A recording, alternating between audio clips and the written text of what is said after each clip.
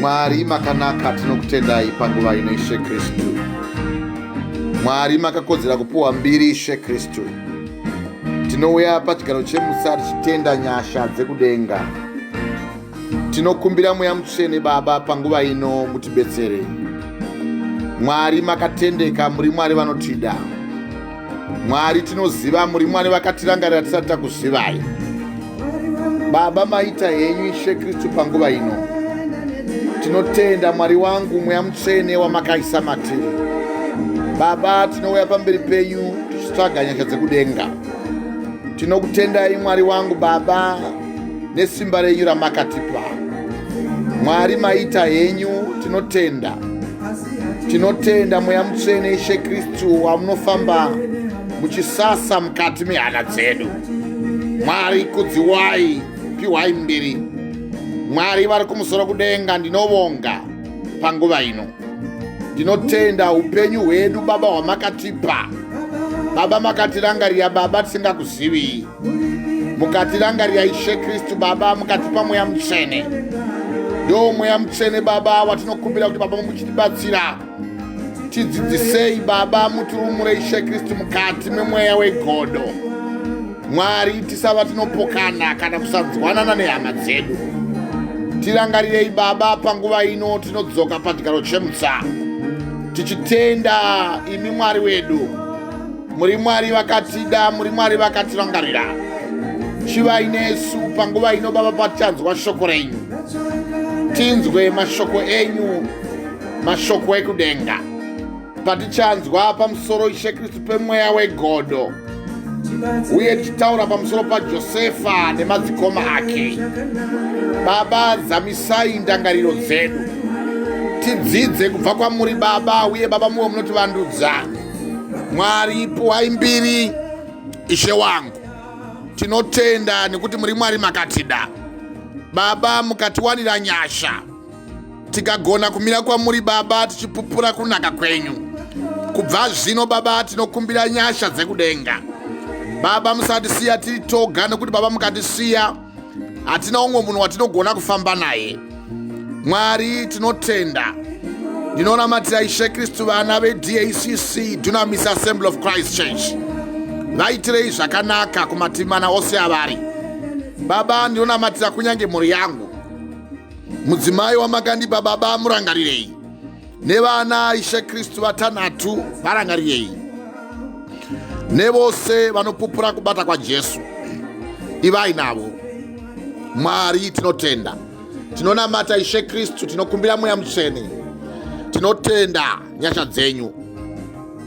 Rambai muinesu. Tinonamata Jesu Kristu Mambo weNazareta. Tinonamata Ishe Kristu tichikumbira nyasha idzodzi kuti dzizorore patiri. Baba tinokutendai. Mweya Mutsvene maita henyu Baba. Ishe wangu kudziwai. Zita renyu Baba ngarive rinokudziwa nekusingaperi. Tinotenda. Amen. Hallelujah, hallelujah, hallelujah. Ndokutendai mai masikati akanaka. Masikati akanaka Apostle. Tinotenda. Amen. Hallelujah. Masikati akanaka kuvana veDACC kose kwamuri nokukwazai nemuzita raJesu. Hallelujah, hallelujah. Vateereri makadini koko. Hallelujah. Amen.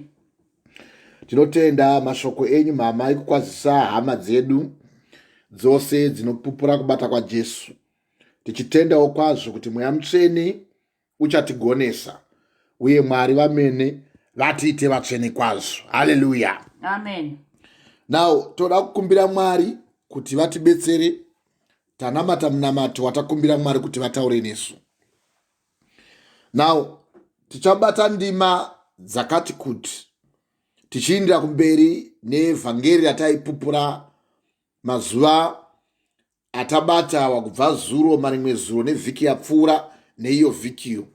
Mweya yenyika nemweya yamadzinza. Na uko ndo kune stronghold yabata wakaipa vana vevanhu. Vabatwa nemweya wakaipa, mweya wamadzinza.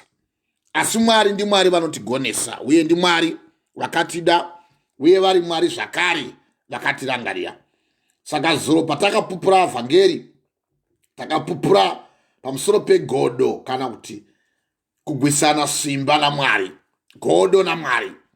Tikanamata, tikakumbira Mwari kuti vataure nesu, tikavhura magwaro kubva kuna Matthew chapter 12 kubva pavhesi ya 22, tikarova kusvika pavhesi yekupedzisira ya 37. Mwari vakatidzidzisa zvikuru kwazvo pamusoro peMweya Mutsvene uye kuti tinofanira kumira sei mavari ivo Mwari. Mwari wamene tikava tinonzwisisa mashoko avo, tikava tinotendeuka mukati mekuitira godo Mwari. Nao vari Mwari vakanga vachiita minana basa raMwari kana kuti basa rekutinisa kudenga, zvikatsamwisa kwazvo vazhinji, vakava negodo, vakava nekushayiwa kuti todini. Asi ndinotenda kwazvo kuti Mwari wedu ndiMwari mupenyu. Haleluya, haleluya, haleluya. So ndoda kuti nhasi mai tibetsegwe naMwari, tibate pamusoro pemweya wegodo. Nhasi tiri kuverenga kubva kutsamba yaGenesis chapter 37 kubva pavhesi ya 2. Toda kuirova ndima iyoyo zvakatsetseka tigozoipedzisa kokupedzisira uko kusvika painovhara. Saka toda kutinde kundima yaGenesis chapter 37 kubva pavhesi ya 2. Toda kuti irove ndima iyoyo kusvika painoguma kumagumo ayo. Haleluya. Kuti Mwari vamene vatite vatsvene kwazvo kusvika pavhesi ya 36. Saka idai zvenyu mai muverenge tsamba iyo zvakatsetseka, tichinota zvishoma kuti Mwari vatite zvakanaka. Haleluya. Amen.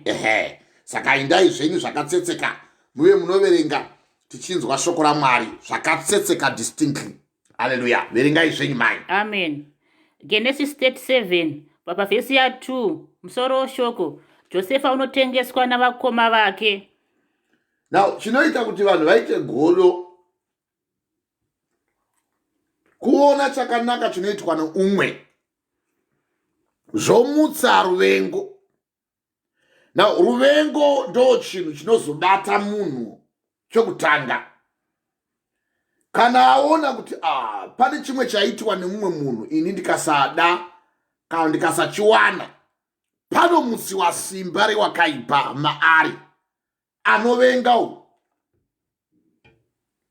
ozopedzisira atoresa kana kuti kubva pana Mwari. Saka bhuku richaverengwa namai muchayiwa zvakatsetseka pamusoro pekurashika kwevana vevanhu.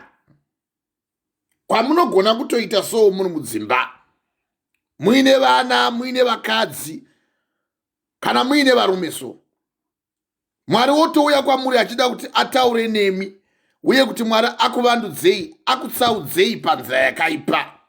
Imi motogona kutsamwa so. Now, yekutsamwa iyo hatigoni kuti tive tinotadza kuitaura, uye hatigoni kuti tirege kuitaura kwamuri kana kwani nani. Asi yekutsamwa iyo pane chinoitika manje kana watsamwa, nokuti pakutsamwa apa panounza mweya wadhiabhurosi mauri, nokuti mauri hauchisina rudo. Saka tsamba yatichaverenga uku kuchahwisa nyaya yerudo, kuti hatigoni kuparidza vhangeri kana tichiti isusu tinodanana pavana vakasikwa naMwari, tikakasagona kuzadzisa rudo igogo kwatiri. Saka tsamba iyi tichaiverenga zvakazara. Mweya wegodo, Josefa nemadzikoma ake, muchahwa zvakatsetseka uye muchaifarira ndima iyi, uye muchaziva kuti Mwari vanoda kukudzidzisai zvakavanzika zvikuru. Nekuti kuvenga munhu zvanoreva kuti watopfekwa newakaipa. Dhiabhurosi adova mauri. Haungagoni kuda Mwari, izvozvi zivei, haugoni kuda Mwari asi iwo kuchivenga zvokwadi. Yavo hazvigoni izvozvo. Saka anoda Mwari uya anotobva musvina. Now, iyo ndima iyi yamuchaverenga iyo nezvamuchahwa pamusoro pemurume uyu, ichaita kuti mugone kusvedza kana kubuda kana kuti kuzvirutsira mweya uyoyo, usipe kuti ini mweya uyu handiudi, usvedze kutoita kutiza chaiko kuti mweya wegodo hauna kunaka mandiri, Mwari ndibetserei. iwani gwenyasha ndisava ndinobatiwa nemweya wokubatikana kuti kana ndaona umwe munhu aita chimwe chinhu so ini ndotovenga ende kana wavenga manje wotonetsa iwo kuti kutendeuse kuti uuye umire pana Mwari. Saka ndoda kuti muiverenge zvakanakisisa distinctly mhai zvakatsetseka Genesis chapter 37. Mama verenga musoro weshoko Josefa anotengeswa nevakoma vake. Iri nyaya yegodo iyi kuti why achiita izvo isu tisingazviiti ndonodzi godo. Kana ungoona ungobakwa nemweya uyo wotoziva kuti wabakwa nemweya wamarambadenga. Hauna chimwe chinhu chinogona kubuda mauri kushe kwokungosora. Uye kana wasora unoita mweya wakaipa, ende mweya wacho wakaipa ndiwo kuuraya. Saka vaya vanoita godo vazhinji vanoona sekuti zvinhu zvinogona kungoitika zvopfuura but hazvipereri ipapo. Pane zvinobudiswa nokuti chaunodzvara ndo chaunokohwa. Vagaratiya chapter 6. Musanyengerwa, Mwari haasekwi. Nokuti chinodzvara munhu icho ndo chaanokohwa. Saka toda kuti muhwise zvakanaka pamusoro pemweya uyo wegodo wakabata madzikoma ake. Rangarirei kuti Josefa achizvagwa, wakazvagwa vari 12 nababa vake vainzi ivo Josefa. Abege pano vainzi ivo Jacobo, nokuti Josefa ndo watiri kutaura nezvake, wanga ari mwana. The 11th son. 11. Saka Jacobo achibara vana vake, akabara vana vake 12 kubva kuna Rubheni, Simeon, Levi, Judah, Gad, Dan, Naphtali, Isaac, Zabuloni, Asher, Joseph iye watoda kureva nezvake, naBenjamin. Muchiwa mweya wegodo kuna Genesis chapter 37. Godo nekuti katitaura nyaya yegodo tiri kutaura pamusoro peruvengo gunomuka. So taitaura nyaya yegodo nesimba raMwari. Vakatomukira Mwari simba so kutochinjira Mwari kuti haasi here mwanakomana waDhavhidha. Matthew chapter 12 baba verse ya 22 kusvika pavhesi ya 37. Uyo anoita minane yatinoona kudai washamisei. Now chii chingava chingatishamisa pane zvaari kuita, asi ndinofara kwazvo kuti zvakaitwa kumurume uyu zvaishamisa ende zvaifanira kushamisa vanhu. Nokuti ukaverenga tsamba yaMatthew chapter 12 kubva vhesi ya 22, Jesu anobudisa mweya wakaipa ndokudadirirwa nevafarisiso. Ukabva vhesi ya 22 vachitivo zvino vakaisa kwaari munhu aiva nomweya wakaipa, raiva bofu nembeveve, akamuponesa. Naizvozvo mbeveve yakataura nokuona. Iyo ndokuita bope soro kutotsamwa, kuita godo nesimba raMwari. Godo ndio rinobata vanhu vakawanda manje, nokuti tikasadzidzisa nyaya yegodo hatina zvataita. Nokuti ukaenda kuna Zvirevo chapter 6 pavhesi ya 34, nokuti godo rinomutsa hasha semurume, uye haanganzwi tsitsi pazuva rake rokutsiva. Nemhakei haangavi nehanya neumupiro, haangatendi kunyange akavigirwa zvipo zvizhinji. Inyaya yegodo iyi ndio raita kuti mudzimba vanhu vazhinji vakoneveka izvo kugarisana mudzimba. Hakuna murume anoda kutoregwa mukadzi wake otonzi mukadzi wake uyu ndoda kuti ndipinde maari. Iwo wakagara uko. Ndakambokupai muenzaniso wengwe. Tora ingwe muitorere mwana wayo so muone zvainoita. Ndo zvimwe chete nemurume. Ndikukotere kuna Zvirevo chapter 6 pavhesi ya 34 kusvika pavhesi ya 35. Ndikungoikotayo nokuti godo rinomutsa hasha semurume. Haanganzwi tsitsi zvachose pazuva rekutsiva kwake. Tosaka muchiona varume vazhinji vanoita kutoita kuuraya chaiko chaiko. Kana angoziva kuti pane murume wauya akatora mukadzi wangu anoita chibhenen'eni. Godo rinomutsa hasha. Saka hasha dzakavapo kuvarume ava vawa zvakaitika uye zvakanga zvichiitwa nemunun'una wake Josefa. Wavo Josefa vari gumi so vakati iwe nyaya yako yauri kuita iyi inotizonda uye hatidi kuiwa. Godo kana rabata rinomutsa hasha dzemurume. Haangatombodzwi tsitsi pazuva rake rekutsiva. Haangavi nehanya nemuripo. Chero mukada kuuya muchimutora kuripa tabata mukadzi wako achiura uye ndaanchiura nemukadzi wako tokupawo chinhu ichi kuti uripiwe mhosva yedu ibve. Anokutaurirai kuti ibvai zvenyu pano. Handitenderi izvozvo ini. Haangatenderi zvachose kunyange vakamuvigira zvipo zvizhinji zvokuti varipe mhosva.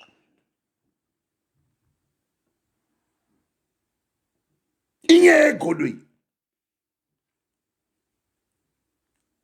Isi tinoda kuti muve munoziva kuti chii chinonzi godo uye kana tichitaura nyaya yegodo zvinorevei. Inyaya yekuti vanhu kana vachinge vabatwa negodo hazvigoni kutombotendeka zvachose kuti munhu ava anorurama muna Mwari. Ingoverengai ndima yekutanga Genesis chapter 37 muverenge pavhesi ya 10 kusvika pavhesi ya 11. Mungowacha ndima iyoyo. Verengai mai. Genesis 37 pavhesi ya 10. Very good. Pavhesi ya 10 akaudza baba vake navakoma vake izvozvo. Baba vake vakamutuka vakati kwaari, kuta kwako tauri zvakanaka mane. Akaudza baba vake navakoma vake izvozvo. Baba vake vakamutuka vakati kwaari, kurota kwako uku kurota kui distinctly. I'll read if you are running with the scriptures. Read precisely. Zvishoma. Amen, Apostle. Pavhesi ya 10 akaudza baba vake navakoma vake izvozvo. Baba vake vakamutuka vakati kwaari, kurota kwako uku kwawarota kurota kunyi? Ini namai vako navakoma vako tichauya tikakotema pamberi pako kani? Mukaverengera pasi vanhu havazviwi. Ndotoverenga ndiri nekuti tiri kuverenga indima dzichaparidzigwa vanhu vakawanda idzi. Zvinhu zvamunofanira kugara matori yesa kare naapostoro. Kana muchiverenga moverengesa. Kana moda moteerera shoko iri. Pavhesi ya 10 Genesis chapter 37 pavhesi ya 10 akaudza baba vake navakoma vake izvozvo. Baba vake vakamutuka vakati kwaari, kurota kwako uku kwavarota kurota kuri? Ini namai vako navakoma vako tichauya tigokotama pasi pamberi pako here. Pavhesi ya 11 vakoma vake vakamugodora, asi baba vake vakachengeta shoko irori. Saka vaya vanoita basa riya rekuti kana wangu bata mashoko aunenge wataura, vakava nekugumbuka kwazvo nezvawataura, chinovabata mashoko awareva. Kana wareva mashoko asiri iwo, zvoita kuti mweya yavo iya ive inodzimbikana kwazvo nezvawataura. Saka pana ndichikupai uku kumurume anonzi Solomon akanyora kuna Zvirevo chapter 6 pavhesi ya 34. Nekuti godo rinomutsa hasha dzemurume. Haangatombodzwiri tsitsi pazuva rake rekutsiva. Haangavi nehanya neumupiro wezvipo zvizhinji. Nekuti chaana kutsiva nacho manjira ava godo. Saka toda kuti tiverenge zvakatsetseka distinctly, zvakatsetseka muchiverenga zvakatsetseka distinctly. Indima dzichawikwa nenyika yose yeZimbabwe. Hamusiri muri kuzviverengera, muri kuverenga vanhu venyika. Hallelujah. Amen. Distinctly zvakatsetseka, clearly wirenyiri pamusoro. Tiko zvakanaka. Genesis chapter 37 kubva verse ya 2. Zvakatsetseka, loud. Hallelujah. Verengai tidzwe. Genesis 37 pavhesi ya 2.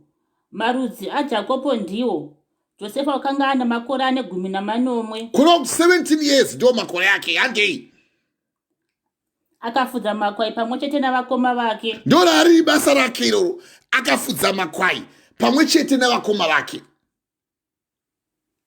Nokuti vakanga vari vanhu vakanga varopafadzwa. Jakobo waropafadzwa nevana, akapuwa pfuma. Rangarirei paakabva kwaLabhani, kwaakanga anzi ndaunotsvaga vakadzi vako, akatorora vakadzi vake vaviri, Leya mukuru naRasheli waaida, akazopuwa vakadzi vaviri, Bilha naZilpa, vakanga vari vabetseri, asi vakapedzisira votopuwa kuti vaite madzimai kwaari. Handei chimuzikai.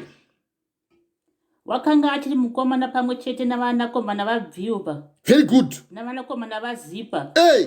Vakadzi vababa vake. Josefa akasiva unzira kuna baba vavo. Josefa akasiva unzira kuna baba vavo. Kuna kuti waireva zvavaita zvakaipa. Kana vanhu vangu vane godo kudai verengai zvakanaka vhesiyo. Josefa akasiva unzira. Josefa akasiva unzira kuna baba vavo. Very good. Akasiva unzira kuna baba vavo. Kuna kuti aindotaura zvakanga zvichiitika mudondo. Kana goni ratongobata kubata munhu kudai so, rototanga kuti munhu vatenge kumuvenga vachimugangisa. Pamwe vaitomudlisa sondovi dzemakwai. Uri mweya wakaipa so. Handei chimuzikai. Pavhesi ya 3. Hey. Zvino Israeri wakanga achida Josefa kupfuura vana vake vose, nokuti wakanga ari mwanakomana wehutana hwake. Ndo zvimwe zvakaitika izvozvo. Zvakaita kuti varambe kuti iwo wai uchidiwa nababa kudai. Zvafanana nevanhu vanenge vane mwana ndakakuparidzirai godo pasimba raMwari zuro. Vanoita godo so, muranda waMwari achitoparidza so, kuti dai ndandiri ini. Zvino Mwari vanoziva. Kana uchingoonekwa naMwari kuti iwe haugoni kutevera murao wavo, havambogoni zvachose kukupa nyasha sekuti ugone kupupura vhangeri. Unorasha vadzidzi. Ndo yaverengwa namai pavhesi ya 3. Zvino Israeri akanga achida Josefa kupfuura vana vake vose, nokuti akanga amuzvara mwanakomana iye pautana hwake, pakukura kwake. Pavhesi ya 4 handei. Akamuitira nguo yakanga yakareba ina maoko. Ndo zvaakazoita izvo. Nekumuda kwake akatenga ndichimugadzirira nguo yakanaka, fambai. Pavhesi 4. Vakoma vake vakaona kuti baba vavo vanomuda kupfuura vakoma vake vose. Hey. Vakamuvenga. Vakasagona kutaura naye nomufaro. Now, vatoona kuti baba vanodisa mwana nekuda kuti vamuita vari mudhara. Vakati hai, musoro chete ndiwo kutofana kupota tichikuvenga iwe. Maitiro ako haana kunaka. Uye kaitiro kakaka hakana ropafadzo matiri.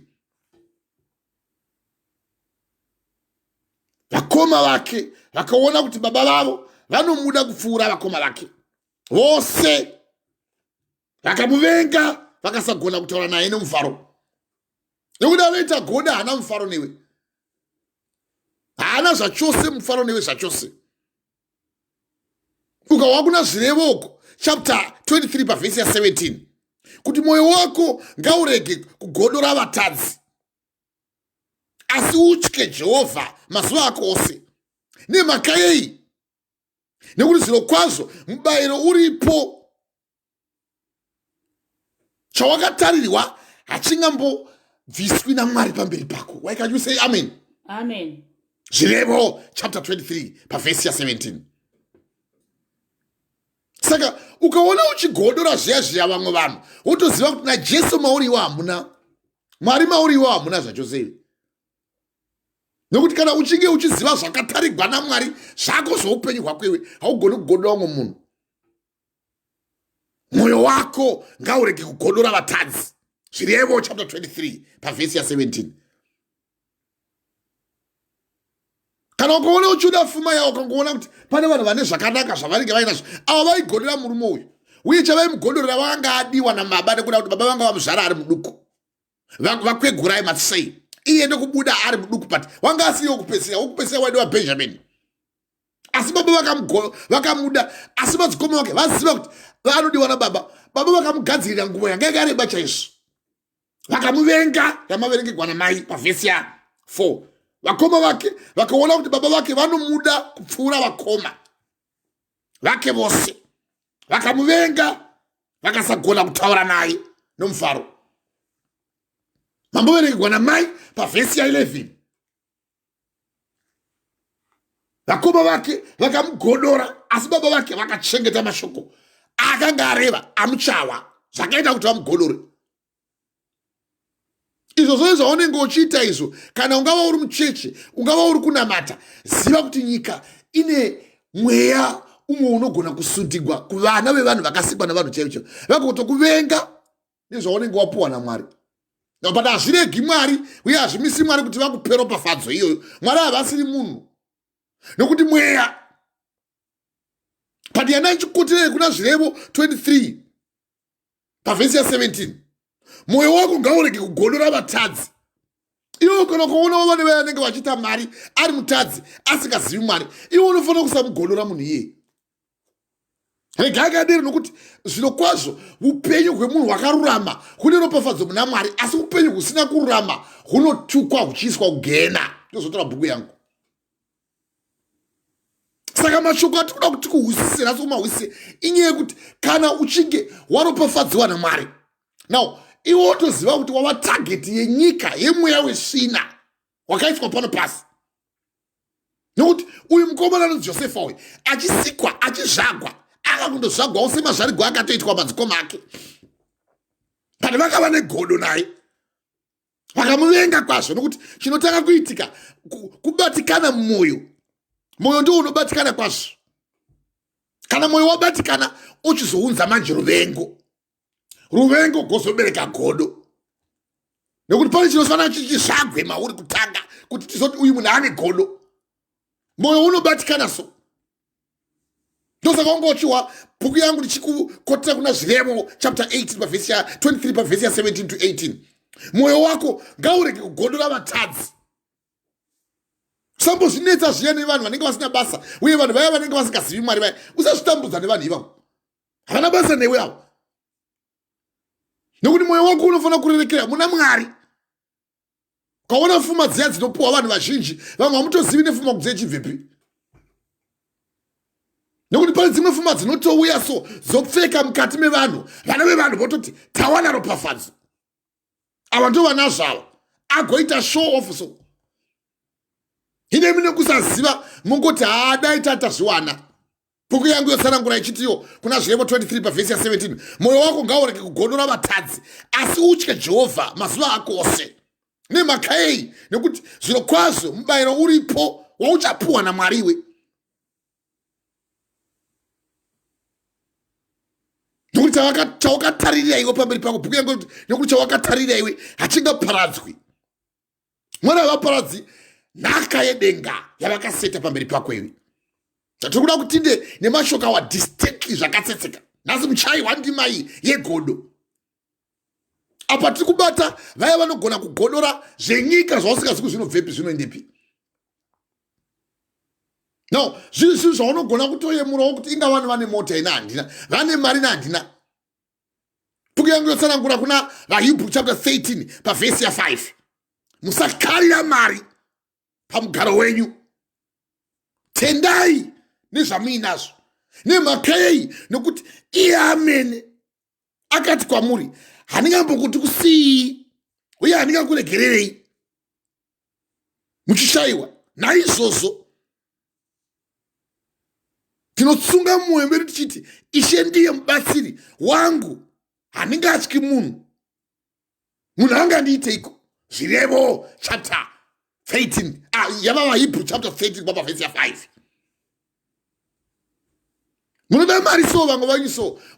Nekuda kuti kana wada mari wangoona kuti pane wakaipa nayo, iwe wotoshanduka so kuti dai yanga yava yako. Vakaiwana sei mari? Ugotoida ende ugotoudzaudza kuti uwane mari, tinogona kuti uyewo ujoine kana ingava satanism. Wopinda mukati maye manje nenyaya yegodo. Ndati godo rinotanga kubata mwoyo.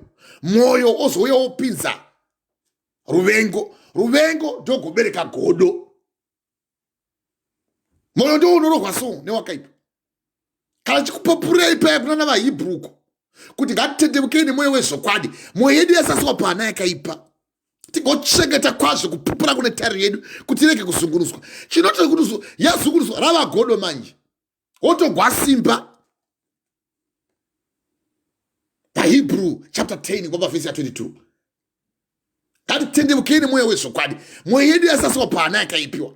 Chadoka ndakuza kuti chinosasiwa moyo kwete huma kana godzi.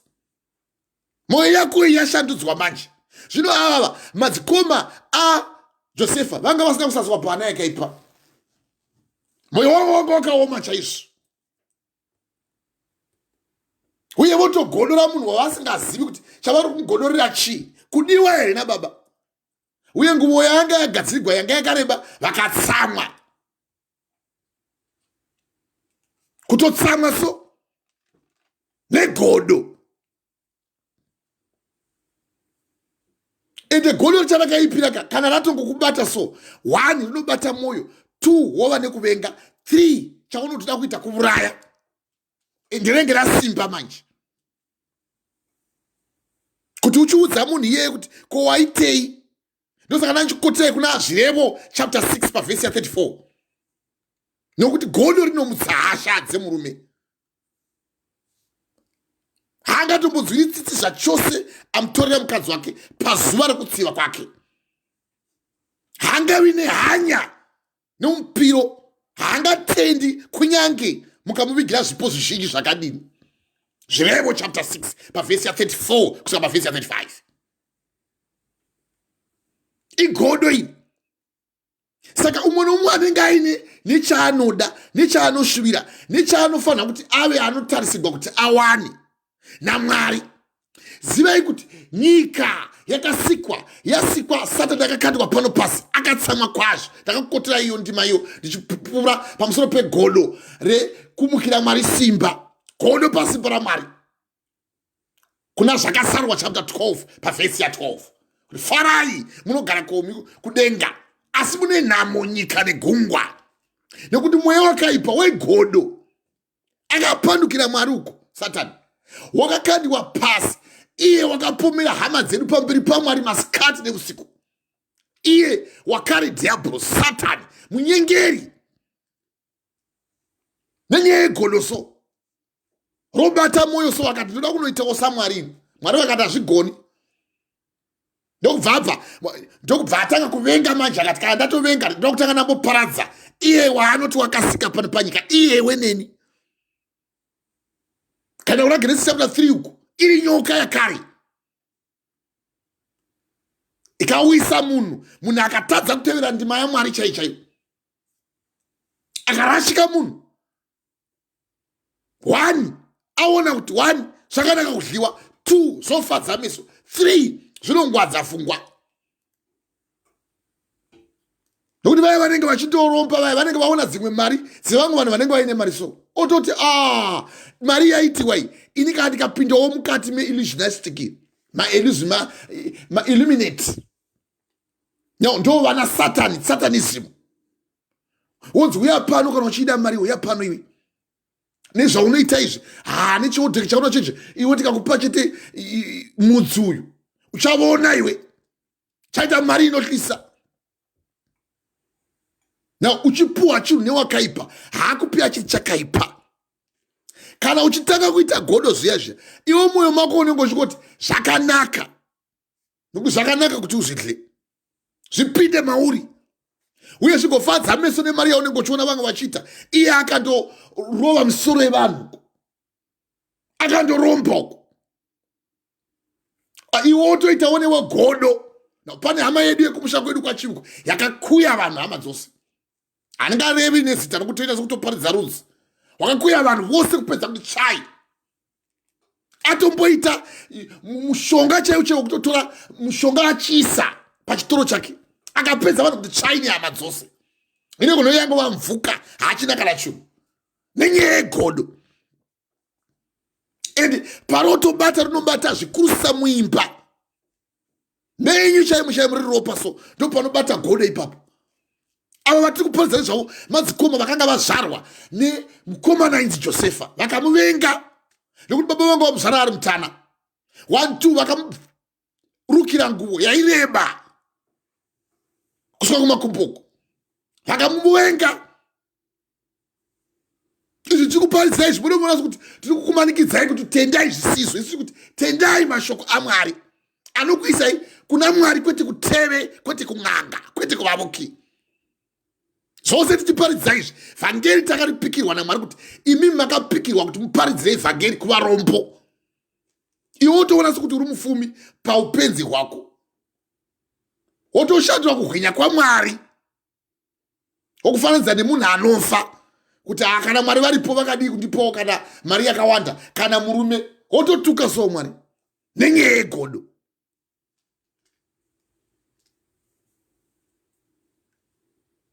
Moyo wakagadzikana ndiwo uno upenyu hwomuviri, asi godo rinoodza mapfupa. Zvirevo 14 pavhesi 30. Moyo wakagadzikana ndiwo uno upenyu mumuviri. Kana moyo wako wagadzikana so, upenyu hwava mauri, asi godo rinoodza mapfupa. Zvirevo chapter 14 pavhesi 30. Proverbs 14 vhesi 30. Kana ungoona godo rangopinda so, unoziva kuti nemoyo wako watobva. WaMwari wakanaka uya hamuchina. Rinoodza mapfupa so, ndosaka kuti vakataka kukuvenga, uchawa ndimai.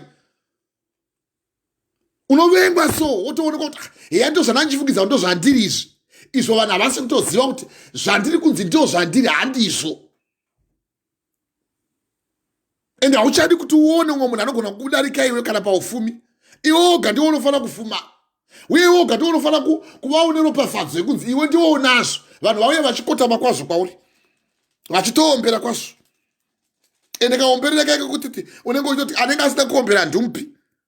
Nekuti ane moyo wakaipa anopa nekukonyorera. Unopa so nezviga. Vanhu vachitokutla so nekukubweza kuti kana masvika paari taurai mashoko aanoda. Waunganidza so fuma nemishonga. Fuma inounganidzwa nemishonga haiwani nyasha kuna Mwari, asi fuma yedenga iyo yakaropafadzwa nedenga. Ndozotaura bhuku yangu. Napo tikuudzai kuti moyo wakagadzikana ndiwo une upenyu hwemuviri. Kana moyo wako uchinge watokoshanduka so, ndakuudzai kuti uve negodo 1 unotanga urwa pamoyo. Ndo unokuudza kuti moyo wangu wabatikana maiwe. Wozochibvapo manje wavakuvenga manje. Na uruvengo manje ndokuzoti ubereka manje muroyi ratoti godo. Anovenga so vanhu vazhinji so vachitoona tichitoita basa raMwari nechinyi anovenga so kunge basa racho nderake. Iye akatongosikwawo naMwari akamirira kufa so. Ndakaiparidza iyoyo mweya wegodo kusimba raMwari. Zvose zvamunoita so musafunga kuti Mwari havazvioni. Ndakakuudzai kuna Matthew 12 pavhesi 25. Mwari vachiziva zvavaireva vatomutuka kuti uyo ndiwo Bheuzabhedhi mukuru unotora mweya kuvakuru, ndiwo ziguru zibaba remadhimoni iwe. Mwari vachiziva zvavaireva, vakaziva havana kuzviwa. Saka ukaona chikuparidzira vhangeri totokuudza pazotangira nepapi kuti uite godo so. Tisati takuverengera ndima tichida zvishoma zvishoma kuti uzoti ndazvibata vhangeri ndariwa. Ndatoriwa ende zvava kwandiri manje kuti ndichibuda here kana ndirambe ndiri mukati maro. Haleluya, haleluya, haleluya, haleluya. Amen. Zvose izvi tichikuudza unotoona kuti pamwe tiri kukumanikidza. Hakuna kumanikidzwa, tinoda kuti ushandurwe naMwari. Moyo wakagadzikana ndiwo uno upenyu mumuviri mako, asi godo rinoodza mapfupa. Munhu anopera so zimba negodo so agovata. Zvirevo chapter 14 pavhesi 30. Agovata so semavatiro akaita vakoma vakagwadziwa kwazvo. Yanga ichiverengwa namai. Kutonetseka kwazvo. Vakoma vake vakaona kuti baba vake vanomuda kupfuura ivo vose, vakamuvenga, vakasagona kutaura naye nomufaro. Vakatotsamwa zvavadiwa negodo. Vakamuvenga so. Ndakuudzai kuti zvotanga mumoyo. zvigobva zvigozotanga manje kuvenga nyakuvenga manje kubereka godo. Genesis chapter 37 pavhesi ya4. Vakoma vake vakaona kuti baba vake vanomuda kwazvo kupfuura ivo vose, vakamuvenga. Hazvimiri ipapo nokuti kana utongoona gwatanga kutanga kuvenga, ruvengo hakuchamiri manje, yatova syndrome iya, katova kaitiro kana katova kachirwere kari mauriso, magwere chaiyo chaiyo kutoti unotoadhimitiwa. Vazhinji vamunhu vakuchiva aadhimitiwa nenyaya yedepression. Igodo godo chari chairo. Ende unenge watova muroiso, ende maitiro ako kazhinji kazhinji kawatota godo kana sekumusha vanoenda vanotontora kana nduru yegagwe chaicha yegarwe iya yengwena. Paripo sekuru vedu vakapedza vanhu chaicho, vakapedza vavatizi vamusha kuti hatiri kukuonai muno kumusha kwedu uko kwachiviko, vachitora nduru yengwena vachiuraya vanhu so nenyaya yegodo so. Nokuti mweya unenge wamauri watova mweya wasatani, hausiri munhu.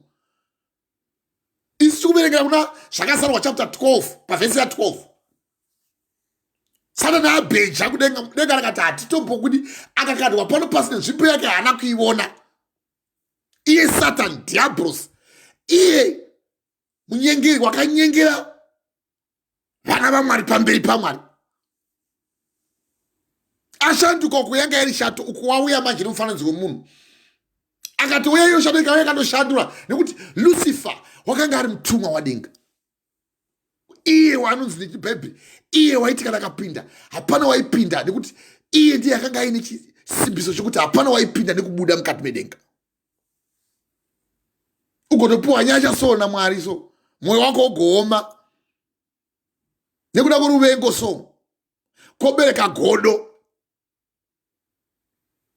Mwoyo wakagadzikana ndiwo uno upenyu mumuviri, asi godo rinoodza mapfupa. Zvirevo 14 pavhesi ya30.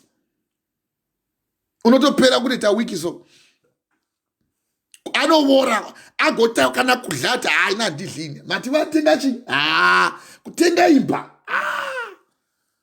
Zvine svine vanhu vaMwari kudai takabva taropafadzwa nemigodhi yegoridhe, uchavenga ukasvika ridiko negodo rako iro nemakambani nechiki zvose takapuwa naMwari, kwete kundovuka kana kuteve kana kung'anga, zvekuropafadzwa chaizvo nedenga. Zvino mwoyo wako iwe uchagadzikana papi, uye muviri wako uchawana ropafadzo ipi yedenga? Nekudisa kwaunoita mari kudai so, unongosvingoti kana mari dai yanga yangouya kwauri, unoita fanika wakamwa muto wayo so. Pane vakamwa muto wayo mari, kuti dai yanga iri yangu iyo isiri yako. Iwe ndakukotera kubva kuna vaHebrew chapter 13, Jesu vari munzvimbo tsvene-tsvene vhesi ya5. Musakarira mari pamugariro wenyu, tendai nezvamuinazvo, nokuti iye amene anoti handingatombokusii, handingakuregererei. Nemakei pavhesi ya6. Naizvozvo tinotsunga mumwoyo tichiti, mumwoyo umu kuti musapinda godo. VaHebrew chapter 5 pavhesi ya6. VaHebrew chapter 5 pavhesi ya5 pavhesi ya6. Musakarira mari pamugariro wenyu, tendai nezvamuinazvo, nokuti iye wamene akati handingatombokuregererei uye handingatombokusii. Ivhesi ya5 pavhesi ya6. Naizvozvo tinotsunga mumwoyo tichiti, Ishe ndiye mubatsiri wedu,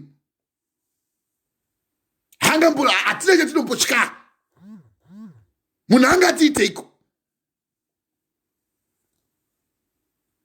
Zvino vamwe munoda mari so, unotogona kutosvika pakuda kutotohura kuti ufanane neumwe munhu. Wangoita godo so, kana kanopinda kumudhara uya anogona kungondivata agondipa mari ndigoinzana nevamwe vanondidadira. Ndati godo rinotanga mumwoyo. Kana ratanga mumwoyo rouya vanzi rounza ruvengo kwauri kuverenga uko. Uruvengo kwauya manje rava godo manje, uhova uroi. Regawo wenyaya yevarume hazvina kungomirira chete pakuvenga, uye hazvina kutanga mumwoyo zvamuri kunzwa ndiri kuverenga kuna vaHebrew. Naizvozvo tinotsunga mumwoyo tichiti, kutsunga kuda kuti tofanira kuzvishingisa kuti hatifaniri kuwana chimwe chinhu chinouya kwatiri chichitibata mweya wegodo. hatichafariri mari, hatichakariri mari. Mari yakanaka asi mari yakaipa ukaidisisisa so. Waita godo manje kuti hazvingatomboiti. Ugoida so, ugoita fanike munhu akatosutswa so neshavi. Ende richitovaporera akatokusutsa so. Kana uchiwa Mwari vachitaura, usaisa chimwe chinhu chinomirira. Iwe unofunga kuti Mwari vachinyora izvi vairasha bhilo neingi yavo kunyora izvi. Kunyora izvi iwo munhu uchiwa Mwari vachiti kwandiri makore zuru zvangofanana nezuva. 1,000 years zvangofanana nezuva. Zvine kuti kana ukakuleta pamwe ne 50 years kana kuti ne 70 years woti kwai ndakura ndiremekedzei. Now kana Mwari vachiti wo makore zuru tikaita simple proportion tikati isusu makore mangani 70 ari mu 1000.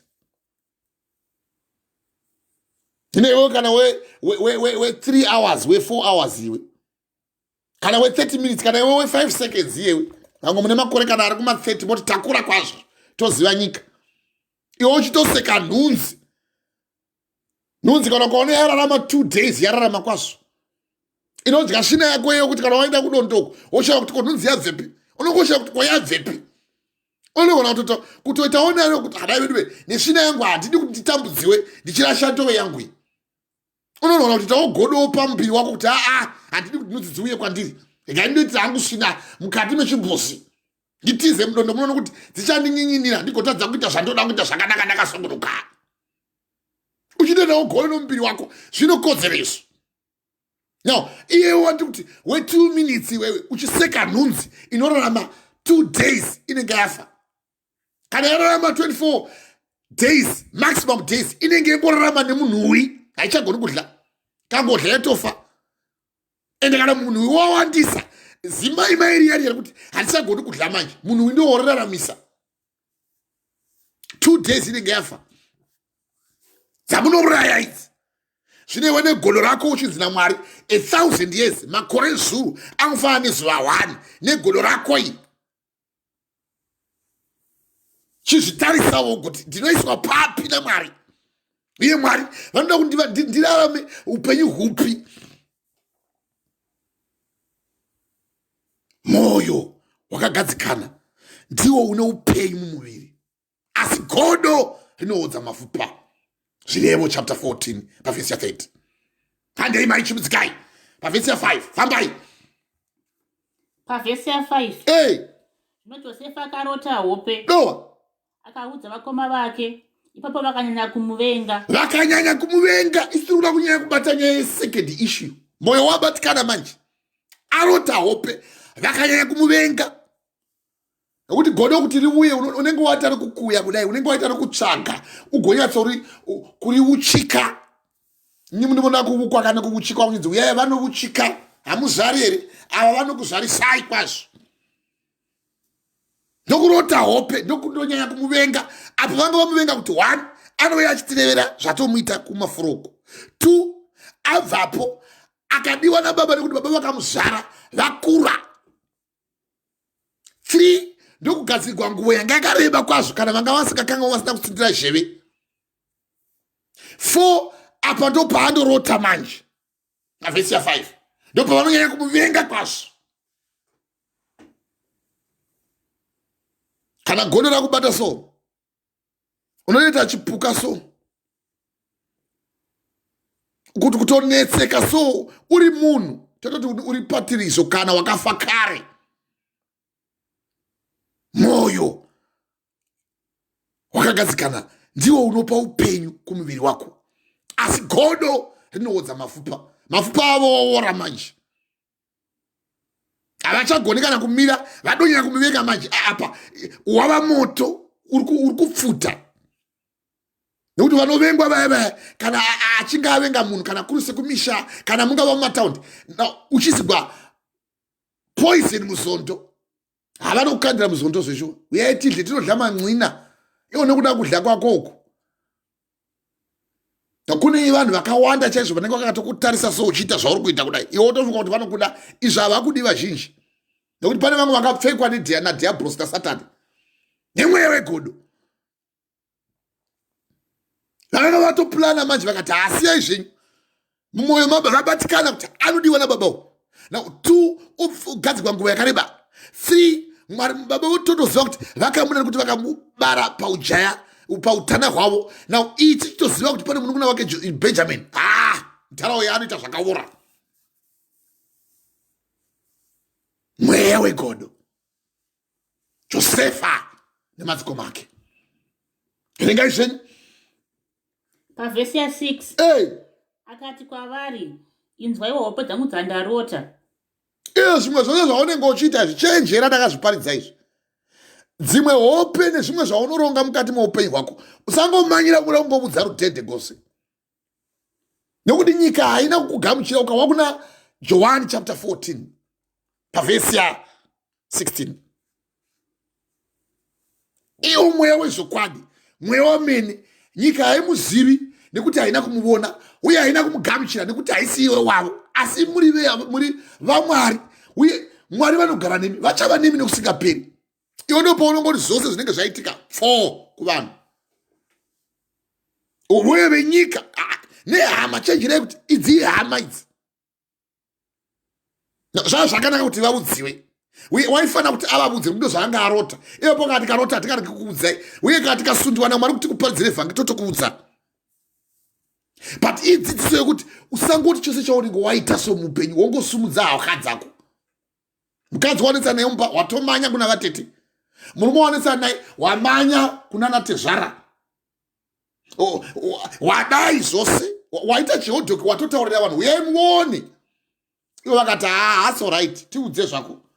Ivo hauzivi kuti waunoudza vane vangu vakatopfeka kuvenga kwakanyanyisisa. Ivo wachivengwa namai kuti zvino Josefa arota hope. Asi pavhesi ya4 vakoma vake vakaona kuti baba vake vanomuda kupfuura vamwe vose, vakanyanya kumuvenga. Atorota hope, vakamuvenga manje asati adzitaura. Saka unenge uchiita sokuti anofunga kuti anodhiraivha mota ane mari. Okay, fine, izvo haufani kuzvidawo izvo. But mweya wegodo wakashata. Unogona kutovenga so mukoma wako so wakagara ipapo.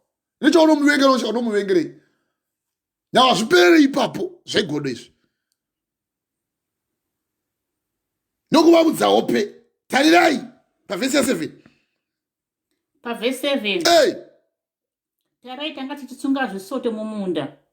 Uone chisoto changu chikasimuka, chikaramba chimire. Ndikaona zvisoto zvenyu chikomba changu chikakotama pamberi pechisoto. Tarirai takanga tichisunga zvisote mumunda. One chisoto changu chikasimuka, chikaramba chimire. Ndikaona zvisoto zvenyu zvichikomba changu zvikakotama pamberi pechisoto changu. Ihope idzi. Now pavhesi ya8 chimisikai. Pavhesi ya8 vakoma vake vakati kwaari, ko iwe utabata ushe pamusoro pedu kani? Ko iwe uchava nesimba pamusoro pedu kani? Zvose zvaunenge uchiita chenjera kuti nyika inenge ichiona. Vanenge vatovhunza kuti anozviona sekuti akangwara kudarika isu, uye ane simba kudarika isu. Handei vakadini ipapo? Vakanyanya kumuvenga nekuda kwokurota kwake nekwamashoko ake. Vakanyanya kumuvenga nekuda kwokurota kwake uye nemashoko aataura. Ndaona chisoto changu taatiri mumunda. Chisoto changu chikakura chikauya chikamira pamberi pechisoto zvenyu. Zvisoto zvenyu imi zvikauya zvikakotamira pamusoro pechisoto changu pazasi. Ivo ndokuti unopenga here iwe? Ungatibudza kuti isu tichauya tichizouya tozogwadamira pamusoro pako here? Mweya wegodo. Vangoona waita mota so mumusha. Negodo vanenge votanga kutaura kuti wakaromba. Hai ndakazviona ini. Ndada mwana Mwari so. Vandakazvagwa navo chaivo. Vana vababa vangu vana vamai vangu. Kutoita godo so. Kurokura kuzvimba kudai. Iye ndiye anenge achitorudza dzimwe hama dzinofana kutendeuka neshoko raMwari kuti musamutevera iye. Asi munhu waMwari. Wakadai. Godo. Ruvengo so. Musatombotera zvaanotaura nezvaanga achitiye Mwari ati zvakati musatevera. Vakanyanya kumuvenga nehope idzi. Apa vanga vatanga kumuvenga vanyanya kumuvengesa asati ataura hope. Pandakadamwa ini vakaita bope nemumusha nemadhara chaiwo kuvenga so. Zimwe andati Mwari hakuna chinhu chinoitika pasi pano pazuva, hapana zvitsva pasi pano pezuva. Zvakavapo nezvichavapo zvakavapo kare muparidzi chapter 3. Saka handizezini buku yangu yotsanangura kuna Matthew chapter 10 pavhesi ya 9. Musatya vanouraya nyama, asi ityai vanouraya nyama nemweya, ivo Mwari. Ndikabheja ndikati siyai zvenyu, vachapandugirwa naMwari. Mwari achauya akavarova negodero. Ndandai kuparidzirai kuna Matthew chapter 12 pavhesi ya 33 kusvika pavhesi ya 37 kuti itai muti uve wakanaka nemichero yawo wakanaka. Kana watoda kuda munhu aropafadzwa naMwari uye wada kuva nemweya waMwari wokuda, chibva wachengeta kuda ikoko mauri, kwete kuti unoti ukunoda ukaudi. Harisi godo, ndakangovavenga. Unovengerei chii munhu iwe? Unomuvengerei? Nokuti nyaya yekuvenga yausina Mwari mauriwe. Nokuti Mwari ndigorudo. Uchiwa Mwari vaitaura kuti itai muti uyo wakanaka nemichero yavo ive yakanaka, kana itai muti uyo wakaipa nemichero yavo ive yakaipa. Saka usauya pati uchipritida fanike unotida utidiwe. Ndakavaudza vazhinji ndikati vana venyoka, vana vemhombe, nemhaka yei imi vana venyoka, pavhesi ya 34 ndopainoda imi vana venyoka mungagona seiko kutaura zvinhu zvakanaka zvamuri vakaipa? Nokuti mumuromo menyu munotaura zvizere pakadzika pemwoyo. Vakaipendera vhesi yoMwari kubva pavhesi ya 35 kusvika pavhesi ya 37 kuti munhu akanaka anobudisa zvinhu zvakanaka here papfuma yake, kana munhu wakaipa angabudisa zvinhu zvakaipa here papfuma yake. Nokuti ndoti kwamuri shoko rimwe nerimwe risina maturo rakarehwa pavanhu vachazvidavirira pamusoro pavo nezuva rokutongwa. Nokuti nemashoko ako ucharuramiswa uye nemashoko ako uchapuwa mhosva, uchatongwa negodo rako irori. Matthew chapter 12 kubva pavhesi ya 33 kusvika pavhesi ya 37. Moita godo so.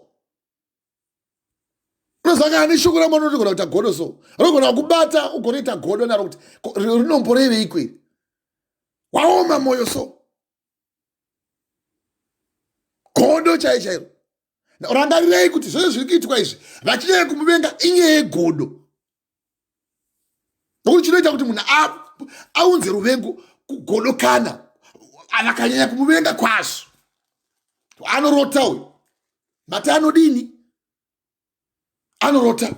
Chiwa futi pavhesi ya 8 izvo uri kuita ropafadzo yaMwari haimirika. Migodi takapiwa, nzvimbo dzekuvaka machereki takapiwa imo nemuno, kana muBritain matiri muno hatina watinobokumbira. Vanotokumbira ivo vacho vane godo ndio vanotozonge votodzoka futi kwandiri atokumbira zvakati ko mozokumbira haachadzoki futi kuya kune vaya vakatsindira vaya hama dziya kuti musamuteerera. Otonyarara fanike zvinhu zviri nomaso, otoyo kubhabhatidza.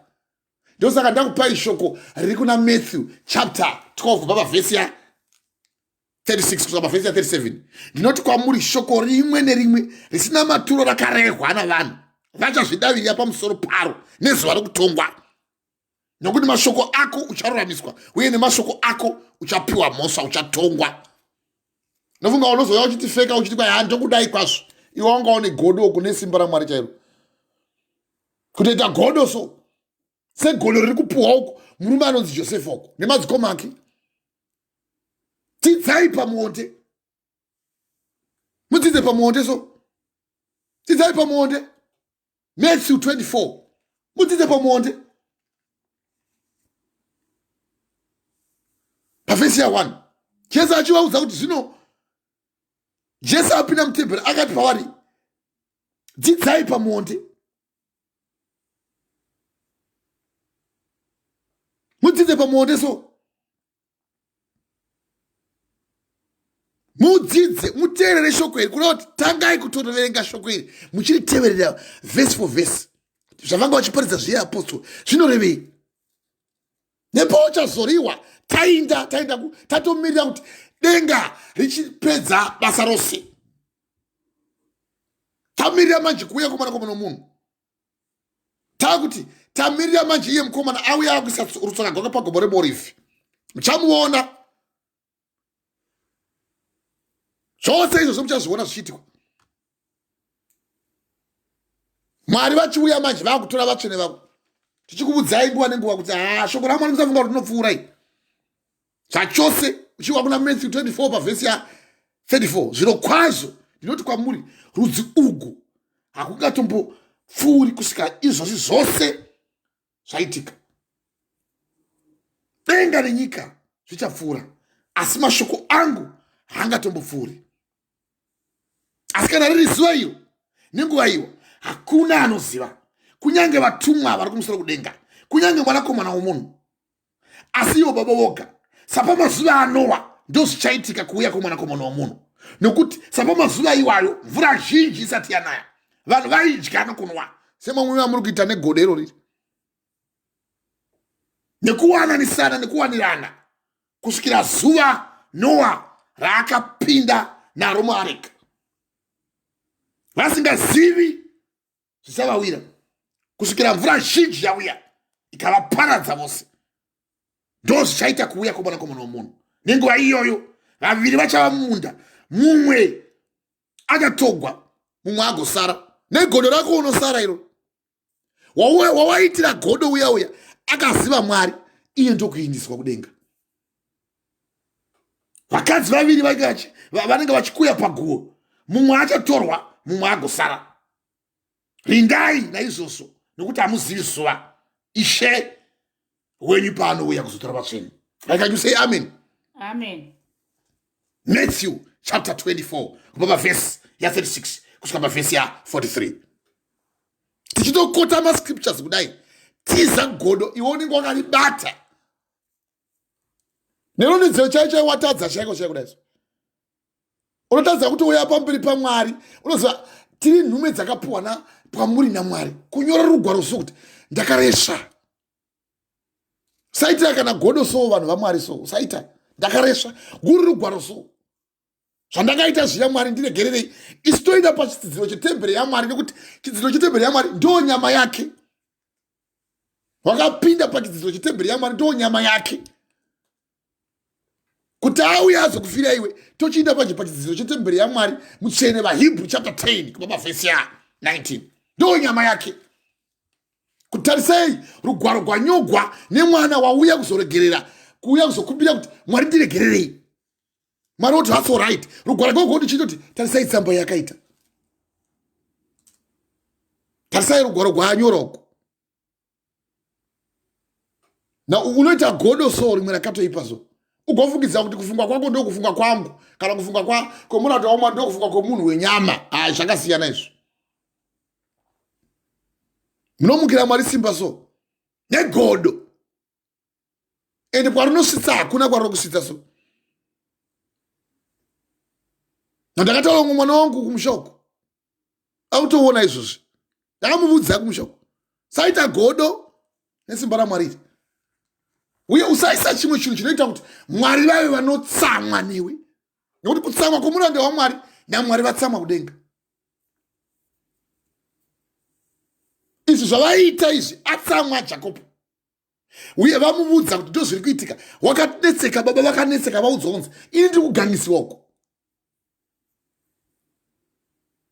Makapuwa vabereki vazhinji imi munorarama imi, uye mapuwa vabereki dzidzai kuremekedza vabereki venyu. Musaitira godo renyu imimi mukurarama kwenyu pagodo revana vevabereki venyu imi. Godo revabereki venyu imimi rakasimba nokuti ndo vanoziva ndo vakakuzvarai. Asi mukazotora iro godo ravabereki woriisa mukati mako uri mwana watotuka wamhudza Mweya Mutsvene. Kana bhuku yekuti kudza baba vako namai vako kuti mazuva ako awakapuwa naMwari awedzeke pano panyika. Umaziva iwawo. Unoita kuti godo rokuti mai vagovenga mwana nokuti une mashoko auda kuudza muranda waMwari. Negodo chaicho rokuti okay zvakadaisa ngatichidai. Saka rudo guri papi. Nakunyarara dzimwe nguva tichiziva kuti Mwari tibetserei. Nokuti hasha dzinogona kusumuka. Ndozaka ndachikotera kuna Zvirevo chapter 6 pavhesi 34. Nokuti godo rinomutsa hasha dzemurume. Haanganzwiri tsitsi pazuva rake rekutsiva. Haangavi nehanya nemuripo. Haangatendi kunyange ukamuvigira zvipo zvizhinji zvakadini. Zvirevo chapter 6 pavhesi 34 kusvika pavhesi 35. Nokuti unenge une godoso kana nemubereki wako une godoso. Saka don't bring up unnecessary fights. Musaunza kutsamwisa kusina basa rose. Pamberi zvikuru sape chigaro chemusa. Vaunza godo kumurume anonzi Josefa uko. Vachitomuunzira vachimurevera nhema vachimuudza zvisiri izvo. Iye akatoreva kuna baba. Vanga vari baba vanga vamuzvara. Zvakwauri manje kuti woshinywa rugwaro kuna Mwari. Kwaunogona kutoita kuvaranda vaMwari. Uye kuye kwawakareshera kuya ndokwaunodzika kuti ndiverengereiwo rugwaro uku. Mwari vandivere wotonyora. Nokuti vakatsamwigwa naMwari uko vana ava zvavanga vaita izvi vakawana mubayiro wavo uchamuhwa mubayiro uyu wegodo. Hazvipereri ipapo, hazviperi mushe zvachose. Nokuti pawakagomegwa iwe nepandakagomegwa iwe nepakagomegwa uyu pane zvakaitwa naMwari zvandisina simba nazvo ini pamubereki kana pamubereki waani nani. Saka handigoni kuunza ruvengo rwegodo rekuputsa sungano yakaitwa naMwari uko. Ukawa kuna zvakazarurwa kuti shato yakauya ichida kubvuta mwana pamakumbo amai vake. Mai vakatora mwana vakamuisa kuna Mwari. Iri nyaya yegodo. Ndimi vakadzi munochema moti mimba inogwadza. Usadaro ura hunogwadza. Hunogwadza. Godo, mweya wegodo. Hazvina chero mukaenda sei dzidzai pamuonde zvamamuchiudzwa izvi. Dzidzai pamuonde kuna Matthew chapter 24. Vanga vasingadzidzi pamuondo. Mune vamwe mune godo hamugoni kana kudzidza pamuondo. Dzidzai pamuonde kana maona muonde wotunga zivai kuti zhizha ratevera. Ndozvamunofanira kuziva kuti kana maona zvakadai zvichiitika zivai kuti kuuya kwomwana kwomunhu munhu wako akusvika. Mweya wegodo. Josefa nemadzikoma ake vemumba chaiwo chaiwo. Kokuzoti mai kana baba. Ndine vanhu vakawanda vana vandakarasha kare. Akada kungozviunza pakati pemubereki wangu ndakarasha.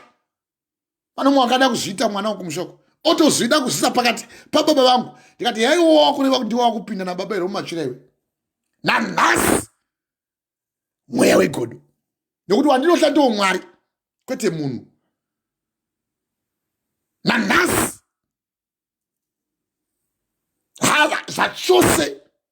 Nokuti muti upi noupi usingabereki zvibereko zvakanaka unotemwa urashiwa. Kana warikwayo kuno imwe mbiri ndodofonegwa newangu kuti uya mwana uya ari kuchema vedwe. Wakapinda mudambudziko. Handakungobudza mai ava ndakubvunza. Anotoda kuti mumubetsere kati rungwano gwake ngagunyogwe arave iye ndigoguwa. Ndokumbirawo Mwari kuti Mwari betserai mwana uyu aziva adzoka. Ndakanyarara so. Mai vakatomborota vakati ndaratidzwa chaizvo atambudzika azorwara adai. Ndikati asiyai. Siyai zvenyu.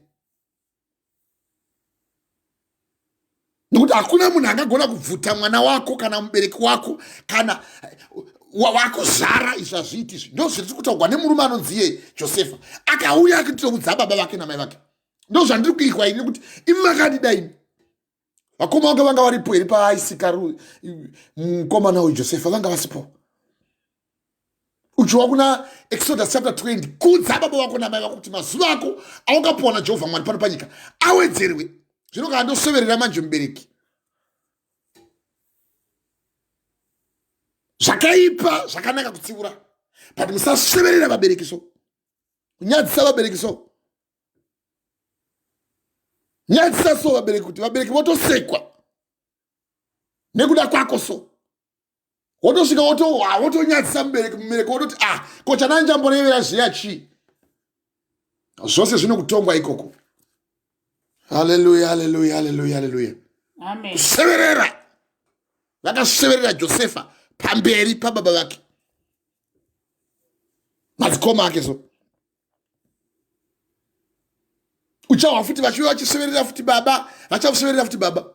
Semaseverera unoita kudai iwe. Kuseverera Josefa so.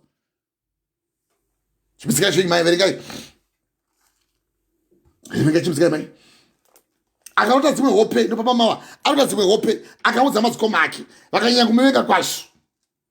Handiro pamama mai Verse 9 ndipo mama mai handiti amen apostle zviri kuti pavhesi 9 handei verse 9 akapa makurotazve inowa akaudza vakoma vake. Now iyi manje anangoudza vakoma vake. Pane dzimwe nyaya dzinoitika dzatotozoudzirawo kana vabereki. Akaudza vakoma vake handei mai akapamazve kurota akaudza vakoma vake akati tarenda rotadzve zvimwe hope ndakaona zuva nemwedzi nenyeredzi dzine 11 dzichikotamira pamberi pangu. Dowa izvi wakuchitaura manje kuti simba rava pandiri manje, nokuti pane zvimwe zvinotadzwa naMwari so nenyenye yegodo kudai so. Izvi waita anga ari mastages aaita amborota chisote apa arota manje zuva mwedzi nenyeredzi. Nyama bhibho manje ndo paanozvimba nevabereki manje vanobva vatopanduka. Ndiri kukudzira pandakada mweni vakatochinja so vabereki kupanduka, asi vakadzorwa naMwari nokukasika. Now dzimwe hama dzemupacha dzeropa dzikatotamba zvagwa naye. Vanhu ngavauye vazowa vhangeri uko kwandaiparidza kuSouth Africa. Regai vana mai ngavarege kuuya vangazotambudzika. Mudzivisi wevabati vevhangeri mabasa avapostori chapter 8 pavhesi 13 Jesus iri nganga so unoita mudzivisi so pakubata kwevhangeri. Akauya akamutaurira mashoko makuru kwazvo murume ainzi Paul achiri kunzi Sauro. Mabasa avapostori chapter 13 akamuudza point blank range. Asi n'anga iyo yainzi Elimas nokuti ndo zita rake kana zvichidudzirwa akavadzivisa achitsvaga kutsaura mubati pakutenda. Unoita godo so pakati pevabereki kana vana nevana nechi nechi mungava varoora moita godo pakati pamai vake nemurume wake. Akomana imi tendemukai vana vevanhu. Makaropafadzwa kuti ndinogona kuuya ndichikududzirai mashoko akadai kuti mutendeuke. Uri mukwasha so kana uri mutezvara uri vamwene uri mbuya uri vatete uri muzukuru uri mwana uri ani waungada kutaura kwazviri. Waenda pakati kana uri mukwasha pakati patezvara naambuya kuti vapesani. Godo nokuti godo rinomutsa hasha dzemumuviri, uye godo rinomutsa hasha dzemurume. Hangambonzwi tsitsi zvachose pazuva rake rekutsiva. Hangavi nehanya nemuripo. Haangatendi kunyange mukamuvigira zvipo zvakadii zvizhinji anoramba. Tabata mukadzi wako achihura hei mutengo tokuripa antaura kuti ima tobvukudza kare handiiti izvozvo ine rati vagodo nemhaka yei iyo zvirevo chapter 6 pavhesi ya 35 kusvika pavhesi ya 34 nemhaka yei zvirevo chapter 14 pavhesi ya 30 moyo wakagadzikana ndiwo unopa upenyu kumuviri, asi godo rinoodza mapfupa. Watovora kamapfupa nechekare. Katukigwa chaiwo chaiwo kana mai vako kana mbuya vako kana ukanoseverera mubereki womwe munhu woodza mapfupa so. Vaitwa chituta here so kuitwa dununu. Vapusisiwa so nemunhu. Naudenga roti chinyarara zvako, nyarara zvako. Wozwa Mwari vachitaura kuna zvirevo chapter 23 pavhesi 17. Moyo wako ngaurege kugodoka navatadzi, asi utye Jehovha mazuva ose, nekuti izvo zvirokwazvo mubayiro uripo, chawakatarira achingambokupotsi zvachose. Zvirevo chapter 23 pavhesi 17 to vhesi 18. Moyo wako ngaurege kugodoka nevatadzi. Nekuti nenge watoona kuti pane vamwe vanoita godo so wakatenga atoudzwa naMwari kuti rega zvako kuzvinetsa Josefa, moyo wako ngaurege kugodoka nevatadzi, asi utye Jehovha mazuva ako ose, nekuti zvirokwazvo mubayiro uripo. Ndiye akanga vachengeta manje. Ina ndiri kutsanangurira vanhu vakanga vachiita godo kana patakada naMwari. Vazhinji vacho ndivo vanotoita vachiti tibetserei, toda zvakati, tinokumbirawo zvakati, hamuchina, asi ndimi maimbotuka chevakanga mwazvazuroko.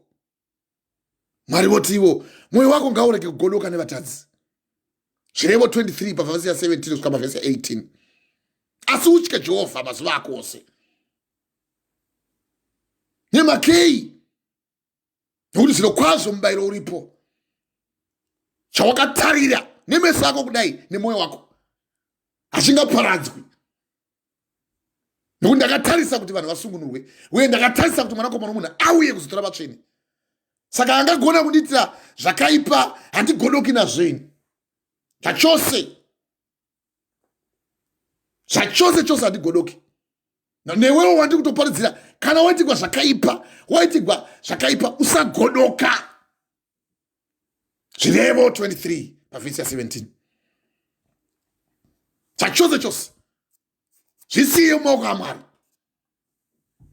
Vakamuvenga kwazvo, atorota hope dzimwe. Kuti waota futi unotorota iwe, uri murotiwe. Yai munoti munoporosa vanhu vakatsamwa sekumusha kumasvingoko. Vachiuya vanhu vachidini vose, wototsamwa so negodo. Kana ukaona shoko rakadai risingakutende usiku kubva kuzvivi, wotoziva kuti une dambudziko. Ndati vakazonyora rugaro kwavo madzikoma aya. Takuda kuti tipedzisa, tiri kuramba tichibata ndima dzakawanda wanda kuti toda kuti tifambe tipedze chikarege zvitibve. Mweya wegodo, Josefa nemadzikoma ake. Tichipawo muenzaniso yekuti iwe uzvikwanisewo mumharidzo iyi. Usabuda mairiso. Vakanyora rugaro rwako rwakareba so, vouya vohwisa urombo, chitiregerere hako, takatadza. Vonozotsvaga zvokuraramisa kuti zvokudya. Sematauro andiri kuita kuti vagodoka ndada mwana Mwari kudai so, vakagodoka kwazvo vazhinji. Handizviti mucheneni kwazvo.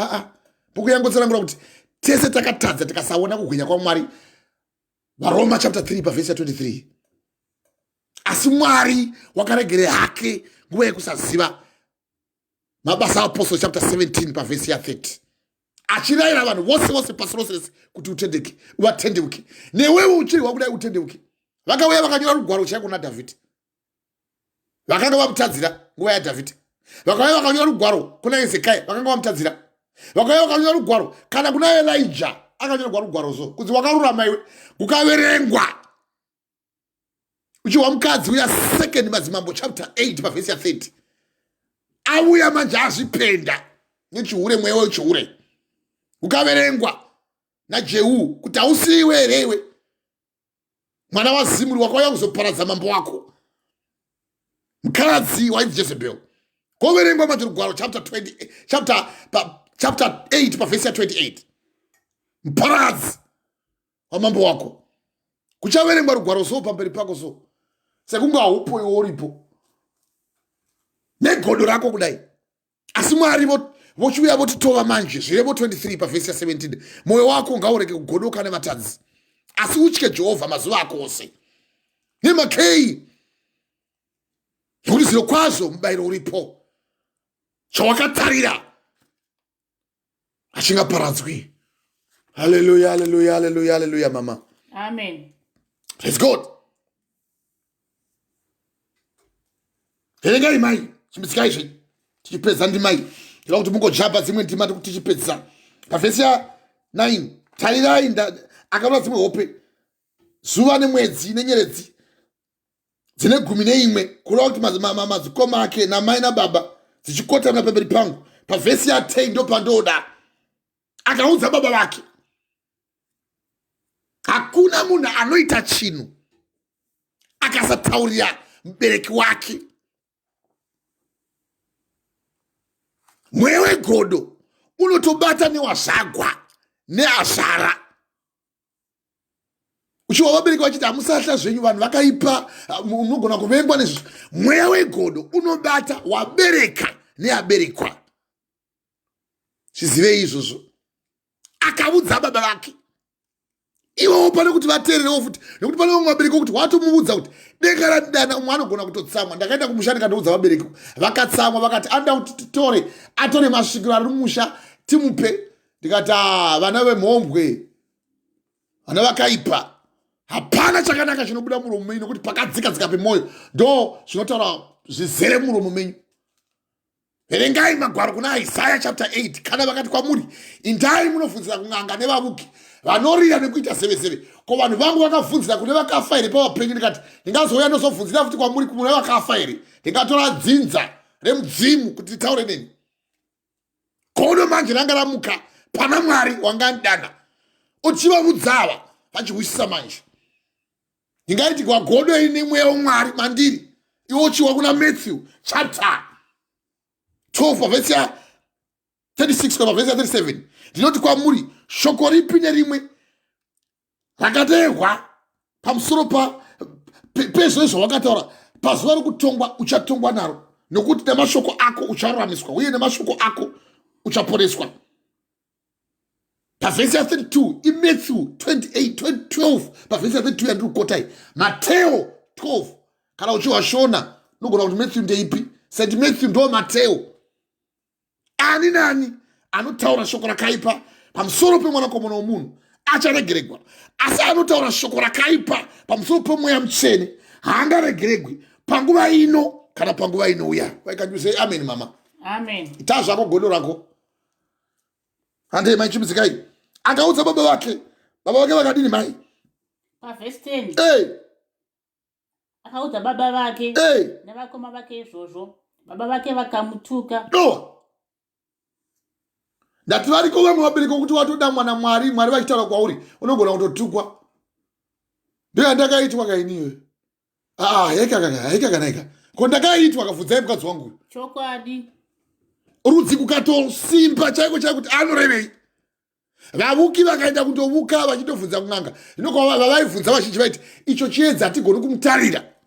Vanga vodudzira vamwe vazhinji. Vana vazvagwa neropa rangu sezvakaita Josefa kudai. Vachitovuka kuti toda kuziva kuti vakadamwa here zvechokwadi naMwari.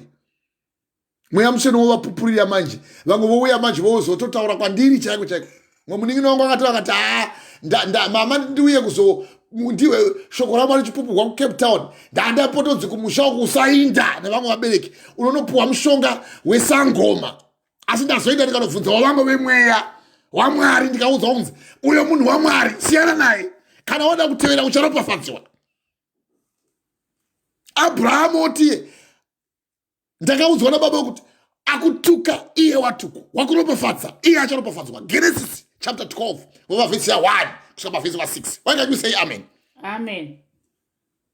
Akati rega zvako inda unohwa zvitaurwa shoko raMwari. Vakauya vakaona zvirema zvichifamba, mapofu, vangava nemweya yenjuzi iko kumasi kwenyu uko.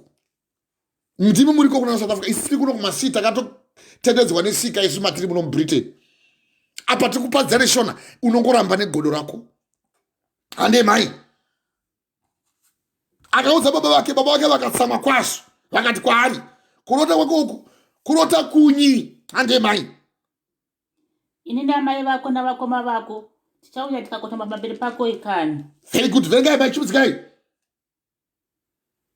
Pavhesi 11. Ndoya ndoda manje. Verengesai zvakanaka vhesi 11. Pavhesi 11. Sava hope dzaataura machinzwai. Vakoma vake vakamugodora. Very good. Dzokorerai mai. Vakoma vake vakamugodora. Vakoma vake vakamugodora. Mweya wegodo. Hallelujah, hallelujah, hallelujah. Amen. Vakoma vake vakamugodora. Ndo pakaita nyaya manje rasinda manje. chega uchiwa manje kuti vamugodora iye anzi nababa chienda unotarisa madzikoma ako kuti akanaka here vachifudza makwai. Pavhesi ya 14 chimuzikai mai. Pavhesi ya 14 akati kwaari, zvino chienda unotarira kana vakoma vako vakafara. Ndi baba vake vaimuudzawo. Handi? Namakwai kana akafarawo. Ugodini? Ugodzoka uzondiudza. Very good. Naizvozvo akadini iwo semunhu waiteererawo so. Handi? Naizvozvo vakamutuma ari pamupata weHebhuroni. Very good. Akandosvika Shekemu. Very good. Indaya yenyu pavhesi ya 18 chimuzikai mai. Pavhesi 18 iye vakamuona achiri kure. Zvino asati asvika kwavari vakarangana kuti vamuuraye. Wazviona manje ndakuti inini kana godo rabata chava kuuya manje kwavamuroyi kwava kuuraya. Vakatsamwa kwazvo sematsamwira unogona kutoita so uchiparidzirwa so. Vatsamwa kwazvo rungano guru kunyogwapa. Izvo mai vakati sii. Vatsamwa manje kwazvo mai vakatovata kare vakafara. Vakatsamwa kwazvo. Pavhesi ya 18 dzokora ivhesi iyo mai. Pavhesi ya 18 ivo vakamuona achiri kure. Atumwa nababa manje kuti chienda undoona kuti vari kufudza makwai madzikoma ako havari right here. Mweya wegodo unotanga mumwoyo so. Ugotanga kuvenga wawaruvenga vakanyanya kumuvenga vakanyanya kumuvenga vakanyanya kumuvenga. Pavhesi ya 18 chiwa manje ruvengo guya gwakomba manje. Ndakati ininika kuchiva kana kwawanda kunobereka zvivi uye kana zvivi zvawanda zvinobereka chinyi rufu. Can you say amen? Amen. Pavhesi ya 18 ivo vakadini ivo vakamuona achiri kure. Zvino asati asvika kwavari vakarangana kuti vamuuraye. Vakarangana kuti vamuuraye. Ndo poison dzamunokandirana kana muzondo. Ndo yandanchikuudzai yanchikukotera kuti nokuti godo rinomutsa hasha dzemurume. Haanganzwiri tsitsi pazuva rokutsiva. Haangavi nehanya nemuripo. Haangatendi kunyange akavigigwa zvipo zvizhinji. Otouraya so. Zvirevo chapter 6 pavhesi ya 34. Ndikakukotera futi kuna zvirevo chapter 14 pavhesi ya 13. Pavhesi ya 33:0 moyo wakagadzikana ndiwo unopa upenyu kumuviri. Asi godo rinoodza mafupa. Mafupa vanga avora manje. Saka kwava kutoti atapara ina hatichadi kutombomuona mani. Mamata adini? Hatidi kumuona. Anozviita kunge regai tichipedzisa nyaya yake. Nyasitomuuraya. Hallelujah, hallelujah, hallelujah, hallelujah, hallelujah. Nyasitomuuraya. Izvo zvose zvaunenge uchironga usafunga sokuti unoronga wakachenjera. Mwari vanenge vachiona zvavo. Ndoyakakotera kuna Matthew chapter 12 pavhesi ya 25. Mwari vachiziva havo kuti ndozvavaireva kuti uyu anobvisa madhimoni naBheelzebubhi. Vachizviona zvavo. Ivo vakoma vakamuona achikure. Zvino asati asvika kwaari vakarangana kuti vachiponda. Godo kana rabata so hwavamuroyi. Mweya wegodo. Josefa nemadzikoma ake. Hallelujah, hallelujah, hallelujah. Amen. Vhesi ya 19 mama. Pavhesi ya 19 vakataurirana vachiti uyo muroti uya wouya. Vanenge vototi tarisa vone uya anozviti anazvo. Uya anozviti anotaura naMwari. Uya anozviti uya ndo maziva zvose. Unenge wotozviti we mazvidza nyama yekumpangazadza uko ndozvaunenge wotoudziwa. Izvo iwe nyasha wakapuwa naMwari. No, ndakuudzai manje kuti adero manje munhu. Zvirevo 23 pavhesi ya 17. Moyo wako ngaurege kugodora vatadzi. Asi utye Jehovha mazuva ako ose. Nemhaka yei? Nokuti zviro kwazvo mubayiro uripo. Chawakatarira hachingaparadzwi. Waiziva chaanga akatarisa. Zvirevo 23 pavhesi ya 17 vhesi ya 18. Handei mai. Pavhesi 20. Vakatarisai muone uyo muroti handei. Pavhesi ya 20. Uyai zvinotimuuraye. Ndati godo karatobata souroyi. Hallelujah, hallelujah, hallelujah. Amen. Ratobata so kwava muroyi manje. Amen. Praise God. Amen. Kwava muroyi. Havachamiri manje vakutoti zvamuya izvi hatiparadzi. Ndimango mafoni anoti kana auya vana vanochiti vasatambisa mhai mafoni. Andimona kuti zvimaadvhe zvinouya zvichibvisa maridzo vanhu vozowa zvisiri izvi. Tichaibvisa pateitogadzirisa. Hallelujah. Amen. Vakati uyai. Uyai. Timurai. Vakataurirana vachiti uyai. Muroti uya. Uyai zvino timurai. Tidini mhai. Timukandira mune rimwe ramakomba awa. Tigoti wadyiwa nechikara. Tigoti chii futi? Tigoona kuti kuota kwake uku kuchazoitwa seiko. Uyai zvino timuurai. Timukandire mukati merimwe ramakomba awa. Tigoti wadyiwa nechikara. Kundoudza baba manje. Baba vane godo naye vanomuda vamugadzirira mbatya. Ndozvona ndikuudzai kati chenjerai zvamunoita sokuvabereki nevana. Saita kuti mai vavenge mwana, baba vavenge mwana, mwana avenge mubereki, mubereki avenge mubereki. Sazviita izvozvo. Ratova godo rokuti toda kundofikisa mubereki. Be very careful. Dzidziso idzi ngadzikushandurwa. Wotonyora guru rugwaro rwakareba kuna Mwari. Kana vari pavanhu vaMwari, wokatadza wotonyora kuti Mwari ndiregererei zvandakaita zvakadai. Ndiregererei. Toda kuona kuti baba vachati chitondoudza mudhara nhema. Ivo mudhara vanga vamugadzirira nguva yakareba uko. Nekumuda muchizvagwa nevabereki venyu makazvagwa guri rudo negodo. Imazvagwa mukaitawo godo kuvabereki venyu. Tichikura isaidzi samura mai vako apa. Kana munhu aiputsa samura riri ivhu futi kwaitsamwa sewanyu masadza. Ugotowisira nemunhu gumi rakadla vaviri nenyaya iyoyi yegodo remubereki negodo reaberekwa. Mboverengai mungu chete kuna Johani mama vasvika pavhesi ya18 takuda kupedza mai pavhesi ya19 indai kuna Johani wokutanga 1 John chapter 4 kubva pavhesi ya 7 kusvika pavhesi ya 10 muwe mashoko iwawo mugozoenda pana 1 John chapter 5 pavhesi ya 1 kusvika pavhesi ya 3. 1 John wokutanga Johani wokutanga chapter 4 kubva pavhesi ya 7 kusvika pavhesi ya 10 mugozoverenga 1 John chapter 5 kubva pavhesi ya 1 kusvika pavhesi ya 4 mungowachete mashoko erudo rwomubereki iye wakabereka newo wakaberekwa ugoiwa. Achikubudzai kuti godo rinobata vabereki richibatawo neabereka neiyewo wakaberekwa. Haleluya, haleluya, haleluya. Nekuti kaiparidza tinofanira tiri kuparidza zvisizvo kana zvisiri mumagwaro. Inyaya yaMwari. Ukasatendeuka iwe Mwari vanotonga iwe. Uye havatongi asina kuriwa, vanotonga ariwa. Nero wakareva ndiro uchatongwa naro. Nokuti uchareva pamuromo wako kuti ndakaparidzwa zvakati, ndikasatendeuka pane zvakati.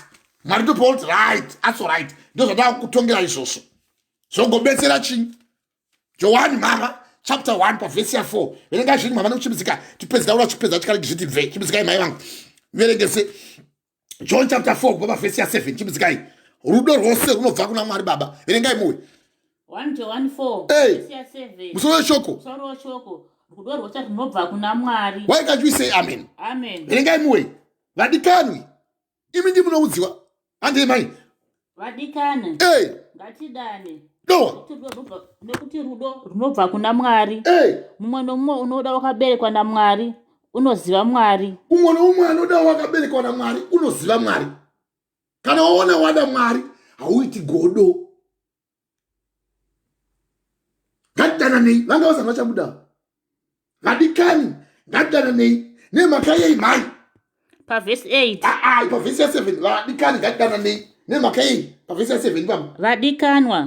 Ngatidane. Nemhaka yei. Nekuti rudo runobva kuna Mwari. Ndokwa kunobva haupuwi rudo kun'anga. Kana uchiona uchitovenga hama yako negodo utoziva kuti baba vako ndio diablos. Andei. Mumwe nomumwe unoda wakaberekwa naMwari. Mumwe nomumwe unoda. Mumwe nomumwe koma unoda. Kuna kuti mumwe nomumwe ane rudo. Read. Mumwe nomumwe unoda. Very good. Wakaberekwa naMwari. Akaberekwa naMwari anenge achida akaberekwa naMwari. Handei. Unoziva Mwari. Uye anoziva Mwari. kana ukaona uchitoita godo neumwe munhu wotoziva kuti iwe hauna kuberekwa naMwari uye hauzivi Mwari, ndo vatanga kuzokuparadzira kuti godo riuye muribve mauri une Mwari. Fambai mai. Pavhesi 8. Hey. Usingadi haazivi Mwari. Famba. Nekuti Mwari rudo. Asingadi ane godo haazivi Mwari. Kana uine godo hauzivi Mwari. Nemhaka yei? Nekuti Mwari ndochi? Nekuti Mwari rudo. Very good. Pavhesi 9 chimutsikai mai. Pavhesi 9. Hey. Rudo rwaMwari rwakataridzwa kwatiri nechinhu ichi. Kuti chinyi? Kuti Mwari wakatuma mwanakomana wake. Akadini? Wakaberekwa ari mumwe chete. Kuchinyi? Munyika kuti tive neupenyu naye. Very good. Nekudaro Mwari wakada nyika akaipa mwanakomana wake yoga akati ani anotenda kwaari arege kuraswa asi kuti awane upenyu kusingaperi. Mwari havana kuuya kuzoparadza nyika asi vakauya kuzodzikinura nyika. John chapter 3 pavhesi 16 to verse 17. Riya muri kuwana Mwari namai kubva kuna 1 John chapter 4 pavhesi 9. Rudo rwaMwari rwakaratidzwa kwatiri nechinhu ichi kuti Mwari akatumwa mwanakomana wake akaberekwa ari iwe mumwe chete munyika kuti tive noupenyu kusingaperi. Rudo ruri matiri. Ane mai. Pavhesi 10. Hey. Rudo ruri pachinhu ichi. Hey. Kuti hatisu takada Mwari. Very good. Asi kuti ndiye wakatida. Ndo pane rudo ipapo. Isati takumbogara tada Mwari asi kuti Mwari ndo vakatida tisati tavada. Fambai mai. Akatuma mwanakomana wake. Kuti adini? Kuti ave rudzikinuro rweruzvivi zvedu. Akatuma mwanakomana wake kuti ave rudzikinuro rwezvivi zvedu. Pane that's important verse. Panye godo. Nokuti godo chivi. Regeya mai. Akadini mai. Pavhesi 10. Hey. Rudo ruri pachinhu ichi. Famba. Kuti hatisu takada Mwari. Hey, asi kuti ndiye wakatida. Akadini? Akatuma mwanakomana wake. Kuti tidini? Kuti ave rudzikinuro rwezvivi zvedu. Why can't you say amen? Amen. Chiwa manje. Mumwe nomumwe anotenda pavhesi 5 manje. Ya 1 John chapter 5 pavhesi 1. Chimutsikai mai. Ipapo. 1 John 5. Hey. Pavhesi 1. Good. Mumwe nomumwe unotenda kuti Jesu ndiye Kristu. Hey. Iye wakaberekwa naMwari. Mumwe nomumwe anotenda kuti Jesu Kristu ndo. Mumwe anotenda kuti Jesu ndiye Kristu. Iye wakaberekwa naMwari. Kwete iye wakaberekwa naMwari. Iye anotenda iye akaberekwa naMwari. Rengai. Pavhesi 1 chimutsikai mai. Mumwe nomumwe unotenda kuti Jesu Kristu iye wakaberekwa naMwari. Mumwe nomumwe unoda iye wakaberekwa unoda wakaberekwa naye. Muchiverenga pane koma ngapa pane koma ngapa pane koma. Mumwe nomumwe unotenda kuti Jesu ndiye Kristu iye akaberekwa naMwari. Mumwe nomumwe unoda iye akabereka anodavo akaberekwa naye. You can't love God iwe uchivenga Jesu. Haungadi Mwari iwe uchivenga munhu waMwari. Haungadi Mwari iwe uchivenga mai vemunhu waMwari. Haungadi Mwari iwe uchivenga baba vemunhu waMwari. Haungadi Mwari iwe uchivenga mwana wesangano. Haungadi Mwari iwe uchivenga vana vakada mwana Mwari kunzi vanzi vana vaMwari. Isi takaberekwa naMwari tiri pamwe chete. Saka mauri iwe hamuna Mwari mune mweya wegodo. Why can't you say amen? Amen. Ande pavhesi 2 chibvai. Ndo zvatinoziva nazvo. Pavhesi 2. Ndizvo ande. Ndiso zvatinoziva nazvo kuti tinoda vana vaMwari. Kana chinyi? Kana tichida Mwari tichita mirayiro yake. Very good. Ndo zvatinoziva nazvo. Kana isu tinoda tiri vana vaMwari kana tichida Mwari tichichengeta mirayiro yake. Pavhesi 3 nokuti rudo ande. Pavhesi 3 nokuti rudo rwaMwari ndirwo kuti tichengete mirayiro yake. Mirayiro yaMwari haidini? Mirayiro yake hairemi. Iwe ndiwo unogozha negodo iwe. Godo rako ndoita kuti ugozhe. Nogwadza iwe. Nogwadza chaiko unogwadza iwe. Godo rako rinogwadza iwe, unogwadza iwe. Kuzvimbisa chaiko mapapu negodo rako. Mumwe nomumwe anotenda kuti Jesu ndiye Kristu iye wakaberekwa naMwari. Uye mumwe nomumwe anoda iye akamubereka. Kana wada Jesu wada Mwari. Hapakwani maMuslim, hapakwani maHindu hapa. Hapakwani vaya vanovenga vabereki. Hapakwani vaya vanovenga vana vevaberekwa. Anodawo akaberekwa anodawo iye. Ndo zvatinoziva nazvo kuti tinoda vana vaMwari kana tichida Mwari tichiita mirayiro yake yekusaita godo. Nemakei nokuti rudo rwaMwari ndiwo kuti tichengete mirayiro yake. Mirayiro yake hairemi nokuti chinhu chipi nechipi chinoberekwa naMwari chinokunda nyika. Kukunda kwakakundwa nyika ndo kutenda kwedu. Why can you say amen? Amen. Hallelujah, hallelujah, hallelujah. Zvose izvi inyaya yegodo. Vamuvenga manje vakatoda kumuuraya. Hachimukanda mugomba. Nyaya yaJosefa nemadzikoma ake, mweya wegodo. Vanovengwa chai vakaberekwa pamwe chete nababa vake. Variko vanoita godoso mudzimba. Kutovenga kana mukoma kana munun'una. Kutovenga kana munun'una kana mukoma. Kuvenga kana mai nenyaya yegodo. Mai vachitovenga mwana nezvaainazvo. Kozoita mamwe madzibaba anova corrupt. Kuvenga vamwe vana nekuda kuti vanopuwa zvinhu. Ndakavabudza vabereki vangu vandakazvagwa navo ndikati kana mangodewo ndokubudzai mema vana vemhombwe, vana venyoka. Ungatenda kuti uno mwana uko iwe uchivenga umwe mwana. Ndovabudza. Uye ndokanchivadzisa vabereki vangu vanohla Mwari. Chero vachireswa pamwe asi ndoramba ndichikoomedza. Semakoomedzera ndiri kukuita iwe baba. Ramba asi uchanotongwa ndiwe, uchakotama ndiwewe. Mweya wegodo unokubata so wakubata ugotofunga sokuti une mweya wakanaka mauri. Vakarangana kuti ngatimuuraya timukande mugomba. Pesa ndi mai mai timukande mugomba. Baba mama pa verse ya 20 chimisikai mai. Chimisikai pa verse ya 20 Genesis chapter 20 chimisikai. Hatimukande mugomba pa verse ya 20 mama. Pa verse ya 20. Uyai zvinotimuuraye timukandire mune rimwe ramakomba awa. Tigoti wadyiwa nechikara. Tigoona kuti kurota kwake kuchanzoitwa seiko. Uyai timukande mugomba. Regai timboisa poison tione kuti kana afa ndiye anotauraya nanhingi. Zvino mazuva pane postmortem. Vanoenda kuzvipatara tondovhiya. Ndekumwe kumabasa wokwatakange takambo tikasiya. Vovhiya. Voona kuti wafa nei. Notovheneka nemweya manje kuti iwe wakauraya munhu iwe. Pamaidla paya wakampa nduru yegako iwe. Wakampa nduru isina kunaka. Iwe wakadopinda munduru inovava. Mabasa apostle chapter 8 pa verse ya 23. Wapinda munduru inovava. Buda mochimanya iwe wakatopa munhu nduru yengwena kuti afe. Mweya wegodo. Tichandokuudza mudhara kuti ndozvaitika. Chiwa manje mashoko avo. Pa verse 27 chimisikai zvimai. Chamba pa 27. Pa verse 27. Uyai timutengese kuva Ishumairi. Maoko edu arege kuva kwaari. Nemakei. Nokuti munun'una wedu. Hama ndo dzine godo vazhinji. Ewa vanhu muchigara mudzimba ndakaipa. Vakati hachige kumuuraya timukande mukatumu. Papaita rungano rwokuti vanga vatotora Josefa akasvika akavavona vakabvisa nguo dzake. Nguo yake yakanga atengwa nababa vakaibvisa. Iverenge verse 23 yo mama chimuzika zvi.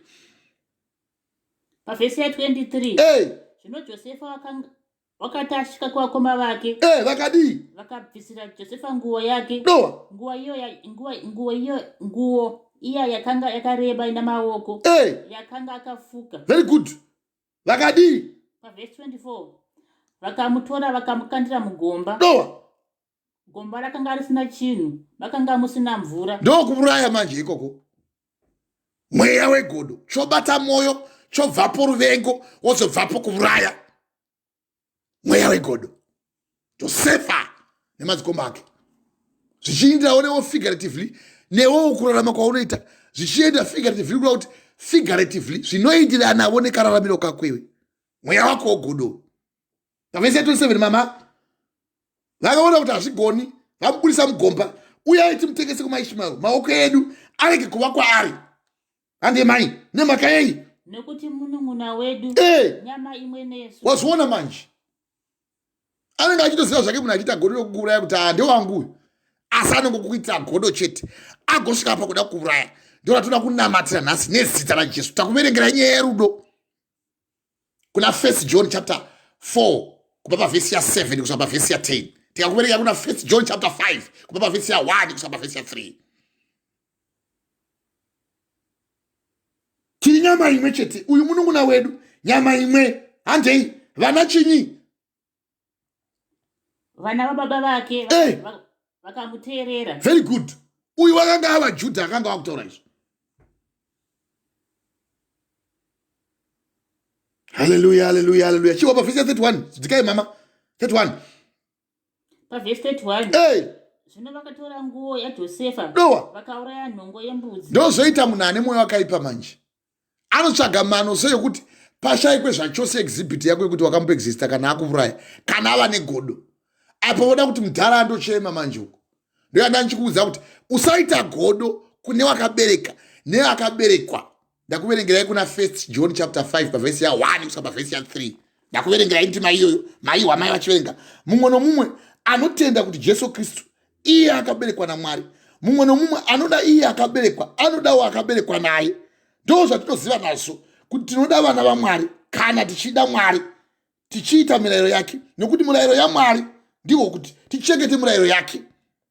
Na rudo rwaMwari ndiko kuti tichengete mirayiro yake. Mirayiro yaMwari hairemi. Iwe ndio unogozha iwe. Ande maichipisikai pavhesi 31. Voda manje kuti nashawashana manje ukande vakanyika nguo muropa. Vakanyika nguo muropa renhongo. Zvino vakatora nguo yaJosefa vakauraya nhongo yembudzi. Verengai mai pavhesi 31. Zvino vakatora nguo yaJosefa vakauraya nhongo yembudzi. Vakanyika nguo muropa. Famba pavhesi 32. Vakatumira nguo yakareba ina maoko kuna baba vavo kuti vachifinika manje negodo rokubereka riyara. Nanchikuudzai kuti wakabereka ane godo kune wakaberekwa naye, neakaberekwa ane godo kune wakaberekwa naye. Handei vakati kanhonga chinhu ichi fananidzai zvakanaka kana iri nguo yomwanakomana wenyu kana isati iriyo. Vachitoziva zvavo nokuti ane godo anenge auraya zvaponda. Vamutengesa vanga vatomutengesa vazomubudisa vakati takutengesa uko. Vakamutengesa kumaIdumenites, maShumanites. Dangwe razvagwa naAbhurahama. Handei mai. Pavhesi 33 takura kupedzisa. Pavhesi 33. Ivo vakafananidza vakati inguo yomwanakomana wangu. Wadyiwa nechikara. Handei mama. Josefa zvirokwazvo waparadzwa. Handei. Pavhesi 34. Uchiwa manje nyaya yandanchikotera iyaya pamusoro pemweya wakaipa, mwoyo wakagadzikana ndiwo une upenyu, asi godo rinoodza mafupa. Chiwai kuodzwa kwamafupa kuna zvirevo chapter 14 pavhesi ya 30. Mumwe kuodzwa kwamafupa kwababa pavhesi ya 34 mama. Mama wandira. Amen apostle. Verengai. Jacob akabvarira nguo dzake akasimira magumbo pachiuno chake akachema mwanakomana wake mazuva mazhinji. Iwafamba handei. Vanakomana vake vose navakunda vake vose vakadini vakasimuka vakamunyaradza. Asi chinyi? Asi vakaramba kunyaradzwa. Nemhaka yei? Akati ndichaburukira kubwiro kumwanakomana wangu. Ndichidini? Ndichichema. Baba vake vakamuunganidzira. Pavhesi 36. Zvino vaMidhiani vakandomutengesa kuIjipiti. Yava imwe nyaya iyi. Saka wakatambudzika nekuda kuti wakabereka waakanga aitigwa godo naye, uye iye wakanga aberekwawo naye anga aitigwa godo, akatengesewa akaiswa kumaMidhianites uko. Anotengesewa vaida kumuuraya. Iri nyaya yegodo, mweya wegodo. Yandakazokukotirai kubva kuna zvirevo chapter 14 pavhesi ya 30. Mwoyo wakagadzikana ndiwo une upenyu wemuviri, asi godo rinoodza mafupa. Vakaodzewa kwazvo mafupa. No, uzwa manje kuti nehasha. Hasha kuna zvirevo chapter 27 pavhesi ya 4. Hasha dzinokuvadza uye kutsamwa kune kuwisira kusina kana kuwisira kuchema kukuru nekurema. Asi ndiani angamira pamberi pegodo? Hasha dzinomutsa so zvakashata, uye unotsamwa nekuda kwehasha. Dzinokuvadza hasha so. Hasha dzinokuvadza. Iverenge mhaiyo kuna zvirevo 27 pavhesi ya 4 tichipedzisa. Baba vanga vapondewa mafuta avo, vapondewa mafupa, mafupa vasina simba manje. Zvirevo 23 pavhesi ya 17 nazvirevo 40 pavhesi ya 30. Mwoyo wakagadzikana ndiwo une upenyu mumuviri, asi godo rinoodza mafupa. Mafupa ava avodzewa. Muchiwa mai vachiverenga kuti vanakomana vake vakamunyaradza, asi akaramba kunyaradzwa. Akati, ndichaburuka kuhiro, ndichichema mwana wangu, ndichichema mwana wangu Josefa. Haleluya, haleluya. Verengai zvenyu mai zvirevo 27 pavhesi ya4. Chimbidzikai, ndandangoikota. Chimbidzikai mai zvirevo 27 pavhesi ya4. Chimbidzikai. Zvirevo 27 pavhesi ya4. Hasha dzinokuvadza uye kutsamwa kunokukura. Very good. Asi ndiye anoungamira pamberi pegodo. Hasha dzinokuvadza uye kutsamwa kunokukura. Kana watsamwa so hauchisina kana chokuita, kunokukura zvose nekurema. Asi ndiani angamira pamberi pegodo? Dai Jehovha wanga urapafadza kutaura kwamashoko avo. Ndauda kunamata nemi ndichikumbira Mweya Mutsvene kuti ukuitei vatsvene kwazvo. Mumire pachokwadi, unamate uchikumbira Mwari kuti Mwari ndibetserei, ndibvisei mukati mwemweya wegodo, ndirangarirei uye mumire neni. Mweya Mutsvene munitungamirire. Ndoda kunamata nemi nguva ino. Mwari vakuitei zvakanaka. Mwari makanaka, ndiri kutendai. Maita enyu Baba, tatenda nemashoko enyu makuru atanzwa. Baba, tinotenda Baba nedzidziso Baba, dzidziso yemweya wegodo. Takabata tichinzwa mashoko mukati mehana yedu aJosefa nemadzikoma ake. Baba, tinotenda Mweya Mutsvene, maita enyu Baba nemashoko makuru amatiparidzira. Tanzwa Ishe Kristu Baba mashoko anonzwisa tsitsi. Baba, tanzwa kuti Baba Josefa wakatambudzwa kwazvo nemadzikoma ake. Taverengerwa rugwaro, mashoko makuru, mashoko ekurwadziwa akaitwa Ishe Kristu pamusoro pemuranda wenyu Josefa. Tanzwa Ishe Kristu kuti Baba hama tinogona kugara nadzo dzigotadza Baba kuwirirana nesu. Tanzwa Ishe Kristu kuti marudzi aJakobo ndiwo akazvara vana vake. Josefa akanga aine makore 10, akava mufudzi namakwai pamwe chete namadzikoma ake. Asi madzikoma ake akamuitira zvinovava, vakava negodo kwaari. Asi iye akaenda akanoreva kuna baba vake. Zvino Josefa mwanakomana waJakobo achidiwa nababa vake, waidiwa nekuti wakanga azvarwa baba vava mutana, vava mukuru. Vakamugadzirira nguo yakanga iri refu yaisvika kumakumbo. Madzikoma ake vakamuvenga kwazvo. Tikanzwa zvakare kuti vaziva kuti Josefa warota hope, vakamuvenga. Akavavudza pamusoro pehope dzechisote. Vakamubvunza vakati, unoreva here kuti zvisote kusumuka kwazvo? Zvisote zvedu zvichiuya zvichikotama pamberi pako, tichauya tichikotama pamberi pako. Mwari mukataura mukati. Zviro kwazvo nekudaro vakanyanya kumuvenga, vasakagona kutaura naye, vakasava nemufaro. Genesis 37 pavhesi ya4. Asi Jehovha mukamupa dzimwe hope. Genesis chapter 5. Akarota, madzikoma ake vakanyanya kumuvenga. Akati, ndakarota zviro kwazvo, ndikaona zuva, mwedzi nenyeredzi zvichikotama pamberi pangu. Tikanzwa baba vake kuti baba vake vakaudzwa hope idzi. Akavavudza pavhesi ya10.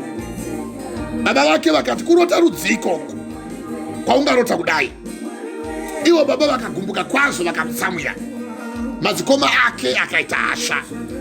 Tikadzidza baba kuti mukurarama tinorarama nemweya uri mukati menyika, nekuti satisi venyika tiri vedenga. Variko vanouya vachitivhima nemweya wegodo, vatazvarwa navo venyika. Baba, tibetserei. Baba, tinoziva munotida. Tikanzwa mashoko makuru kuti zviro kwazvo pavhesi ya11 vakoma vake vakagodoka kwazvo, asi baba vake vakachengeta mashoko avo.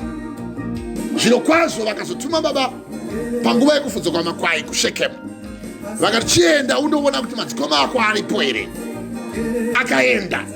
Tikanzwa pavhesi ya18 Genesis 37 kuti ivo vakamuona achiri kure, Zvino vakati kune vamwe vavo ari madzikoma vaitaurirana, uyai tirangane timuurayi.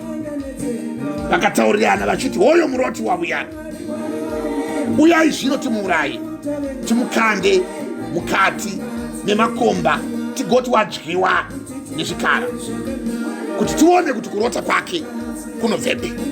Baba, tibetserei. Shandurai mweya yevatinowadzana navo. Tikanzwa kuchema kwababa, zviro kwazvo madzikoma agadzira nguo, vakatora nguo vakaibvarura, vakanyika nguo iyi mukati meropa renhongo yembudzi, vakatumira nguo iyi kumubereki wake iye anova Jakobho. Vakataona chinhu ichi, mungafananidza here nguo iyi nenguo yemwanakomana wenyu? Kana asiri iye tiudzei. Ivo vakafananidza sezvo vanga vari ivo mugadziri wenguo kuna Genesis chapter 37 pavhesi ya 2. Vakati zvino kwazvo Josefa mwana wangu avurawa nezvikara. Jakobho akabvarura nguo dzake, akachema kwazvo, achichema mwana wake mazuva mazhinji. Vanakomana vake vakazama kumunyaradza, asi vakatadza kumunyaradza. Tikanzwa mashoko enyu makuru ekuti zviro kwazvo wakatambudzwa pamusoro pekufa kwemwana wake, iye areregwa nhema. Asi Mwari tinoziva kuti muri Mwari makatida, muri Mwari vanotidzora mukurasika kwedu.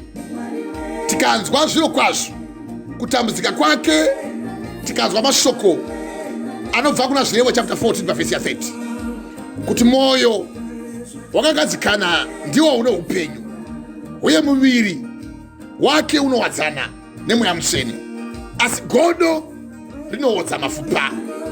Tikanzwawo zviro kwazvo tsamba kubva kuna Zvirevo chapter 23 pavhesi ya 17 na 18, kuti mwoyo wako ngaurege kugodoka nevatadzi, asi utye Jehovha mazuva ako ose, nokuti zviro kwazvo mubayiro uripo.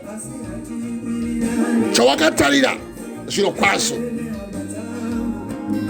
haungaregi kuchipiwa. Waiziva hake Josefa godo rakanga riri pamadzikoma ake, asi wakagona kumira pamuri, akarega Ishe Kristu kudzosera mwoyo wegodo kwavari. Tikanzwa mashoko makuru amatidzidzisa nokuti godo rinomutsa hasha dzemurume. Haanganzwi kana kunzwira tsitsi pamazuva ake ekutsiva, haangavi nehanya nemuripo, haangatendi kunyange akavigirwa zvipo zvizhinji. Baba, tinoziva kuti kana munhu ava negodo anoita zvinonyangadza, achiparadza mweya wevapenyu. Baba, tibetserei. Kungava kurarama kwedu, Baba, tisaita godo kana kune vanowana pfuma, nokuti imi Baba ndimi munoziva kutipa. Tanzwa vaHebrew chapter 13 pavhesi ya 5, kuti musakarira mari pamugariro wenyu, tendai mune zvamuinazvo, nokuti iye wamene wakati handingangoti kuregei uye handingakusiyii, pavhesi ya 6. Naizvozvo tinotsunga mumwoyo tichiti Ishe ndiye mubatsiri wedu, handingatyi chinhu uye munhu angandiiteiko. Mwari, tibetserei. Bvisai mweya wegodo, muise mweya mutsvene. Ndava kuda kunamata neuye anoda kupa upenyu hwake kuna Kristu. Wanzwa shoko iri, isai mavoko enyu pahana dzenyu, ruoko rwako rwerudyi kana maoko ese pahana yako, udzokorere kumashure kwangu, tinamate newe. Iti Mwari makanaka, tinotenda nemashoko enyu. Ndanzwa mashoko makuru, mashoko ekudzinga godo. Mwari makatendeka. Baba, ndibetserei Baba, rumurai mweya wakaipa mandiri. Baba, munotaura mushoko renyu muchiti ndimire ndichigogodza pamukova. Ani nani anozwa izwi rangu akazarura mukova kuriva mweya, ndichapinda maari, iye agorayira neni, ini ndigorayira neni, ndigorayira naye. Anokunda ndichamupa mubayiro, sezvo ini ndakakunda, ndakagara pachigaro chemutsa kurudyi kwababa vangu. naye anokunda achauya achigara neni pachigaro chemutsa kurudyi rwababa vari kudenga. Baba, ndinokutendai. Ndanzwa shoko raparidzwa kubva kutsamba yaJohani wokutanga pavhesi Johani wokutanga chapter 4 kubva pavhesi ya1 pamusoro perudo, kuti rudo ndo ivo Mwari uye imi Mwari ndimi rudo. Vadikani, ngatidananei nokuti rudo runobva kuna Mwari. Mumwe nomumwe anoda akaberekwa naMwari anodawo Mwari, asi asingadi Mwari uye haasi waMwari. Rudo rwaMwari rwakaratidzwa kwatiri nechinhu ichi: Mwari akatuma mwanakomana wake akaberekwa ari mumwe chete oga munyika kuti tive noupenyu naye. Mwari, tinokutendai. Tanzwa mashoko enyu nhasi Mwari, ndoda kuti mupinde mukati muupenyu wangu. Ndinokutendai Baba, maita enyu. Ndinotenda bhuku yangu yotsanangura kuna 1 Corinthians chapter 5 pavhesi ya 17 kuti kana watendeuka tarira zvakare zvachinjwa wava chisikwa chitsva. Mwari wamene dai wavanga vanevi akuchengetai, afamba nemi, mabudiswa mukati memweya wegodo. Mwari wamene ave anopinda mamuri. Nyasha yaJesu Kristu, rudo rwaMwari Baba nekuwadzana kwomweya mutsvene dai zvanga zvava nemi kubva zvino nekusingaperi. Amen and amen. I thank you. God bless. Thank you.